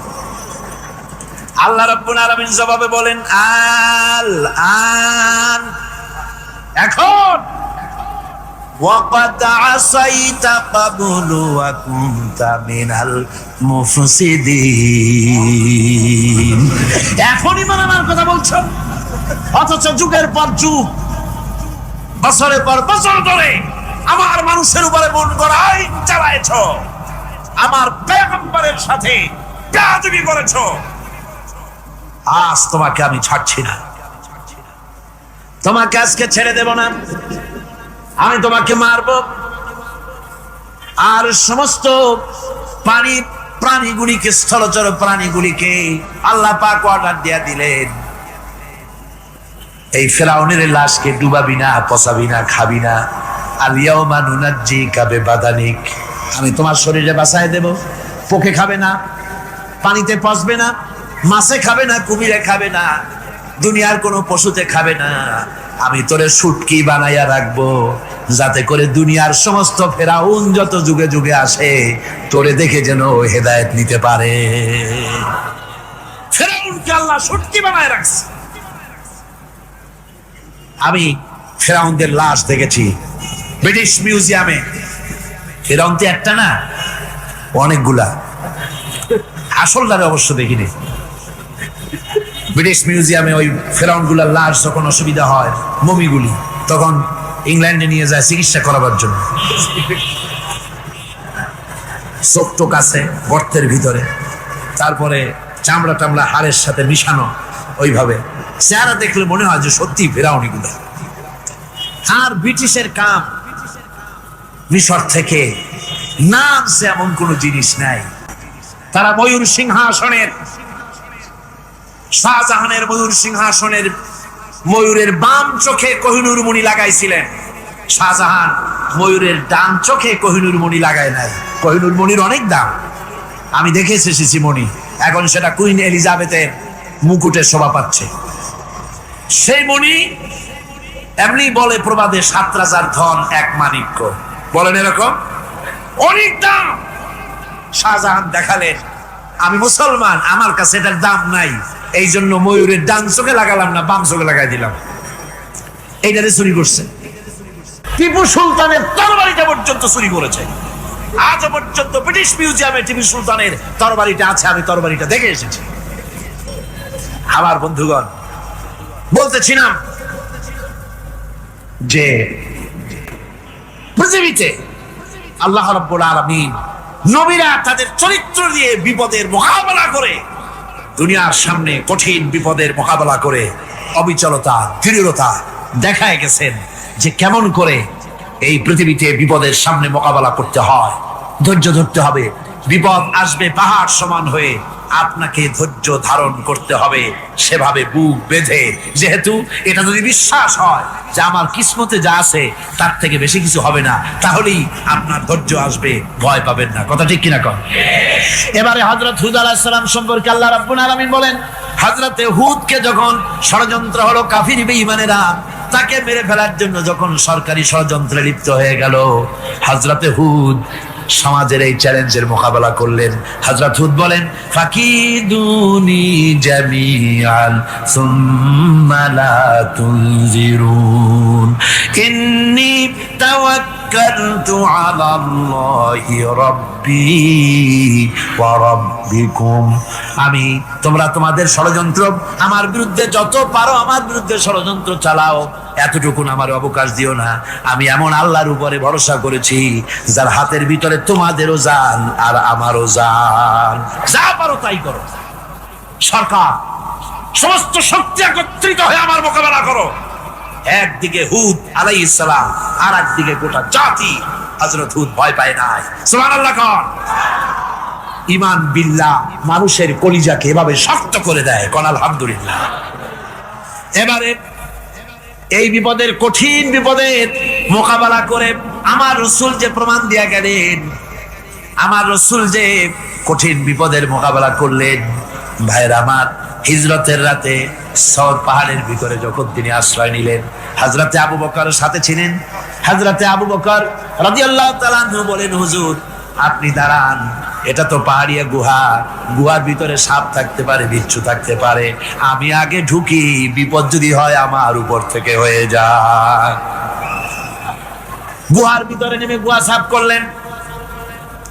এরপরে হুজুরকে ডাকলেন, হুজুর তাশরীফ নিলেন গুহার ভিতরে। এরপরে হুজুর বললেন, আবু বকর পাহাড়ে হেঁটে হেঁটে 2-3টা পাহাড় পাড়ি দিয়া যাওয়া লাগে সোর পাহাড়ে। মদিনার সোজা রাস্তা হুজুর ধরেন নাই, মেসফালার পথ দিয়া জাবালে কেদোয়ার উপর দিয়া 3টা পাহাড় পাড়ি দিয়া তারপরে হুজুর এখানে সোর পাহাড়ে গুহার ভিতরে হুজুর তাশরীফ নিলেন। বললেন, আবু বকর তুমি বসো, তোমার উরুর উপরে মাথা রেখে আমি একটু আরাম করি। হযরতে আবু বকর বসলেন, হুজুর তার উরুর উপরে মাথা রেখে ঘুমায় গেলেন। আর এরপরে কাফির বেঈমানেরা তালাশ করতে করতে কাফেরেরা এসে গেল পায়ের চিহ্ন দেখে দেখে গর্তের কাছে। হযরত আবু বকর ভয়তে কেঁদে ফেললেন, আরে আর তো উপায় নাই, এবার তো ধরা পড়ে গেছি, এবার নবীজিকে মেরে ফেলে দেবে। নবীর মহব্বতে, নিজের মহব্বতে নয়, নবীর মহব্বতে কাঁদতেছিলেন। হুজুর বলেন, হুজুরের ঘুম ভেঙে গেল। বলো, আবু বকর কাঁদো কেন? ছেলের কথা, মেয়ের কথা, বিবির কথা, বাড়ির কথা মনে পড়লো নাকি? হযরত আবু বকর বলেন, ইয়া রাসূলুল্লাহ, আল্লাহর কসম করে বলি, যেদিন ঈমান এনেছি এই কলিজার ভিতরে মা বাপ, স্ত্রী, পুত্র, পরিজন, এমনকি আমার নিজের জীবনের চাইতে আপনারে বেশি ভালোবাসি। তা কাঁদো কেন? কাঁদো কেন? হযরত আবু বকর বলেন, হুজুর ধরা পড়ে গেছি, কাফেররা এসে গেছে গর্তের কাছে, তাকালি আমাদের দেখতে পাবে, আমরা তো মাইনরিটি, ওরা তো মেজরিটি, আমরা তো ধরি মারি ফেলাই দেবে, আপনাকে মেরে ফেলে দেবে, এই জন্য কাঁদি। আল্লাহ রাব্বুল আলামিন, হুজুর তখন কি দৃঢ়তা, কি অবিচলতা, কি ধৈর্যের পাহাড় সম মনোবৃত্তি তখন দেখালেন। আল্লাহ কোরআন শরীফে চিরকাল যাতে মানুষেরা হেদায়েত দিতে পারে সেজন্য হুজুরের কথা উঠায় দিলেন কোরআনে। আল্লাহ পাক বলেন ইযহুমা ফিল গার ইয ইয়াকুলু লিসাহিবিহি লা তাহজান ইন্নাল্লাহা মা'ানা। ও বন্ধু, ভয় পেও না, আল্লাহ আমাদের সাথে আছেন। সুবহানাল্লাহ। আল্লাহ আমাদের সাথে আছেন। আমরা মাইনরিটি নই, আমরা মেজরিটি। আল্লাহ আছে আমার সাথে, ভয় পাওয়ার কোনো কারণ নাই। সুবহানাল্লাহ। আল্লাহ পাক বলেন فأنزل الله سكينته عليه وأيده بجنود لم تروها। আমি এদের অন্তরের ভিতরে আমি শান্তি নাজিল করে দিলাম, প্রশান্তি দিয়া দিলাম, আর আমি সাহায্য করলাম, আর এমন সব সৈন্য পাঠায় দিলাম যে সৈন্যগুলি তোমরা দেখতে পাও নাই। সুবহানাল্লাহ ওয়া বিহামদিহি। ভাইরা আমার, রাসূল করিম সাল্লাল্লাহু আলাইহি সাল্লাম এই বিপদের মাঝে, চরম বিপদের মাঝে অবিচলতা, দৃঢ়তা, কঠিন আত্মনির্ভরতা দেখিয়েছেন। এগুলি হলো ঈমানের ৫ম নম্বরের উপকারিতা। আল্লাহর প্রতি ঈমান আনলে এভাবে পাহাড় সম ঈমান মজবুত হয়ে যায়। জেলের পরোয়া করি না, ফাঁসির পরোয়া করি না, শহীদ হওয়ার পরোয়া করি না, মেরে ফেলে দেবে, উড়ায় দেবে, হত্যা করবে, পরোয়া করি না। পরোয়া করি কেবলমাত্র কাকে? বলেন কারে? এইরকম মুসলমান হাজার হাজার লাখ লাখ দরকার নাই, ৩১৩ জন যথেষ্ট। কয়জন যথেষ্ট? ৩১৩ জন যথেষ্ট। বদলে যারা জান দিয়ে, মাল দিয়ে দিনকে প্রতিষ্ঠিত করেছিলেন, এরকম ৩১৩ জনই যথেষ্ট ছিল। এই দৃঢ়তা, এই অবিচলতা, এই ঈমান, এই ধৈর্য শিক্ষা দেয়, এই উপকার করে ঈমান বিল্লাহ। আল্লাহর প্রতি ঈমান আনলে এভাবে পাহাড়ের মতো শক্ত হয়ে যায় কলিজা। কোন আলহামদুলিল্লাহ। আমার বন্ধুগণ, এবার আমি বলবো সর্বশেষ উপকারের কথাটা বলি, মোনাজাত ছেড়ে দেব। কয়টার কথা বলছিলাম? উপকার ৬টা উপকারের কথা বলেছি। অনেকগুলি বৈশিষ্ট্য, অনেকগুলি উপকারের মধ্যে আল্লাহর প্রতি ঈমানের ৬টা উপকারের কথা ৫টা বলা হয়ে গেছে। এবার ৬ষ্ঠ নম্বর এবং শেষ নম্বর, এটা হচ্ছে আল্লাহর প্রতি ঈমান আনলে পরে তার দ্বারা সবচাইতে বেশি ফায়দা পায় সমাজ এবং রাষ্ট্র। কোন আলহামদুলিল্লাহ, কোন আলহামদুলিল্লাহ। আল্লাহর প্রতি ঈমানের দ্বারা নৈতিক সংশোধন হয় এবং রাষ্ট্র আর সমাজ সবচাইতে বেশি উপকৃত হয়। কারণ হলো ঈমানদার ব্যক্তি আল্লাহর প্রতি যে ঈমান এনেছে, তার মনের মধ্যে ধারণা এটা হয়, আমার কোনো কাজ তো গোপন থাকে না। ইন্নাল্লাহা লা ইয়াখফা আলাইহি শাইউন ফিল আরদি ওয়ালা ফিস সামা। আল্লাহর কাছে গোপন বলতে কিছু নাই, আকাশেও নাই, জমিনেও নাই, কোনো কিছু গোপন নাই। সুতরাং আমি যা করি সব আল্লাহ দেখেন এবং শোনেন। এমনকি মানুষ যে কল্পনা করে, সে কল্পনাও আল্লাহ টের পায় না, নাকি? টের পায় কিনা? وَإِن تُبْدُوا مِنْ أَنفُسِكُمْ أَوْ تُخْفُوهُ يُحَاسِبْكُم بِهِ اللَّهُ। মনের ভিতরে যে কল্পনা করো, আল্লাহ পাক বলেন এই কল্পনারও হিসাব আমি রব্বুল আলামিন তোমার কাছ থেকে নেব। ফায়ুআযযিবু মান ইয়াশাউ, যারে খুশি শাস্তি দেব, আর যারে খুশি আমি maaf করে দেব। জোরে বলেন সুবহানাল্লাহ। ফায়াগফিরু লিমান ইয়াশা ওয়া ইউআযযিবু মান ইয়াশা, যারে খুশি maaf করব, যারে খুশি শাস্তি দেব, কল্পনারও হিসাব নেব। এই কথা মুমিনের যদি জানা থাকে, তাহলে আর তার কোনো চিন্তা থাকে না, তার নৈতিক চরিত্র ভালো হয়ে যায়। কোন সুবহানাল্লাহ। আমার বন্ধুগণ, ঈমানদার লোক, আল্লাহর প্রতি ঈমান আসলে পরে সমাজ উপকৃত হয়, রাষ্ট্র উপকৃত হয়ে যায়। যেহেতু বান্দা জানে আমি দায়িত্বহীন কোনো কথা বলতে পারবো না, দায়িত্বহীন কোনো কাজ করতে পারবো না। আল্লাহ পাক বলেছেন, মা ইয়ালফিযু মিন কাউলিন ইল্লা লাদাইহি রাকীবুন আতীদ। বান্দা এমন কোনো কথা বলে না যে কথা আমার ফেরেশতারা রেকর্ড করে না রাখে। কাজী মুমিন ব্যক্তি আল্লাহর ভয়তে দায়িত্বহীন কথা বলবে না। নির্বাচন আসতে পরে রাস্তা সোনা দিয়ে বান্ধায় দেব, এই করব সেই করব, না খাইয়া কেউ মরবেন না। আসে না নির্বাচনের সময় সেরাগালি বদনারা মঞ্চে দাঁড়িয়ে কত বড় বক্তৃতা করে, ভাইয়ের আমার বোনের আমার, এবার আমার বোতল মার্কা বাক্স, আপনারা আমাকে ভোট দিয়ে দেশ এবং জাতির আরেকবার 12:30 বাজাইবার সুযোগ দিন। এবার ক্ষমতায় গেলে কেউ না খাইয়া মরবেন না, কিন্তু কি খাইয়া মরবে তাও বলে। এর মারফতি অর্থ হচ্ছে এই, ওরা যদি ক্ষমতায় যেতে পারে তাহলে বিষ খাইয়া হোক, গুলি খাইয়া হোক, কিছু না কিছু খেয়ে মরতে হবে। একেবারে খালি পেটে মরলে গ্যাস্ট্রিক হওয়ার সম্ভাবনা আছে। ঈমান বিল্লাহ যদি না থাকে, আল্লাহর ভয় যদি না থাকে, তাহলে দায়িত্বহীন কথা বলে। আর আল্লাহর ভয় যদি থাকে তাহলে নৈতিকতার সংশোধন হয়ে যায়, দায়িত্বপূর্ণ কথা বলে, মানুষকে ফাঁকি দেয় না। আমার বন্ধুগণ, আল্লাহ রাব্বুল আলামিন তার বান্দা যারা যারা আল্লাহকে ভয় করে, সেই ভয় করা বান্দাগুলির মনের মধ্যেই চিন্তা এসে যায়, আমি যেখানে থাকি না কেন আল্লাহ আমাকে দেখতেছেন, শুনতেছেন। হযরত ওমর রাদিয়াল্লাহু তাআলা আনহু রাতের আধারে শেষ রাত্রে ঘুরতেছিলেন, দেখেন এক বাড়িতে কথা হচ্ছে, কথাবার্তার আওয়াজ পাওয়া যায়, মনে করলেন কোনো অসুখ বিসুখ নাকি। ঘরে গিয়ে কান পাচ্ছেন দেওয়ালের সাথে, শুনতে পাচ্ছেন ভিতরে বুড়ি মা তার মেয়েকে বলছে, এই মেয়ে ওঠ, উঠের দুধ দোয়াই নিয়ে আসছি, এর মধ্যে পানি মিশা, তারপর সকালে বাজারে নিয়ে যা। মেয়ে বলছে, মা এই কামটা আমি পারবো না। কেন পারবি না? হযরত ওমর ফরমান জারি করেছেন, দুধে পানি মিশাতে নিষেধ করেছেন, কাজে এই কাজটা আমি পারবো না। আরে বেটি, আমিরুল মুমিনিন দেখ এখন কোথায় যায়, ঘুমায় আছে, সে কি দেখতেছে নাকি যে পানি মিশাই না কি মিশাই? মেয়ে বলতেছে, মা আমিরুল মুমিনিনকে ফাঁকি দেওয়া যেতে পারে, তার পুলিশ বাহিনীকে ফাঁকি দেওয়া যেতে পারে, কিন্তু আল্লাহ রাব্বুল আলামিনের চোখকে ফাঁকি দেওয়া যাবে না। হযরত ওমর এই কথা শুনে বাড়ি চলে গেলেন, আর নিজের ছেলেকে ডেকে বললেন, ছেলে আমার, অমুক জায়গায় একটা বাড়ি আছে, সেখানে একটা যুবতী মেয়ে আছে, ওই মেয়েটার বিয়ে হয়েছে কিনা শোনো, যদি বিবাহ না হয়ে থাকে তুমি তোমার নিজের বিয়ের প্রস্তাব দাও।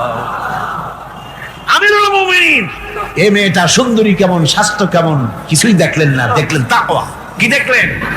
আল্লাহ ভয়। আল্লাহর ভয় যখন একটা জাতির মধ্যে আসে, পুলিশ লাগে না, পুলিশের কাজ করে যায়। রাতে হোক দিনে হোক যেখানে আছি আল্লাহ আমারে দেখতেছেন।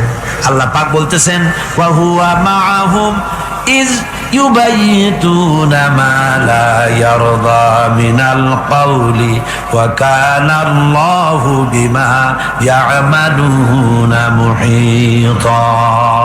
আল্লাহ পাক বলেন, আমি তো আমার বান্দার নিকটে তখনও থাকি যখন সে গোপনে গোপনে রাতের বেলায় আমার মর্জির খেলাফ পরামর্শ করে।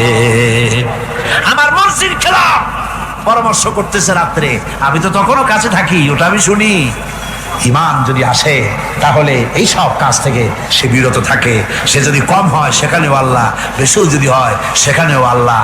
এমন কোন জায়গা আছে নাকি চিটাগংয়ে যেখানে আপনি একটা আকাম করবেন আর আল্লাহ টের পাবে না? কোন আছে নাকি? আচ্ছা চট্টগ্রামে না থাকুক, বাংলাদেশের কোন জায়গা আছে নাকি?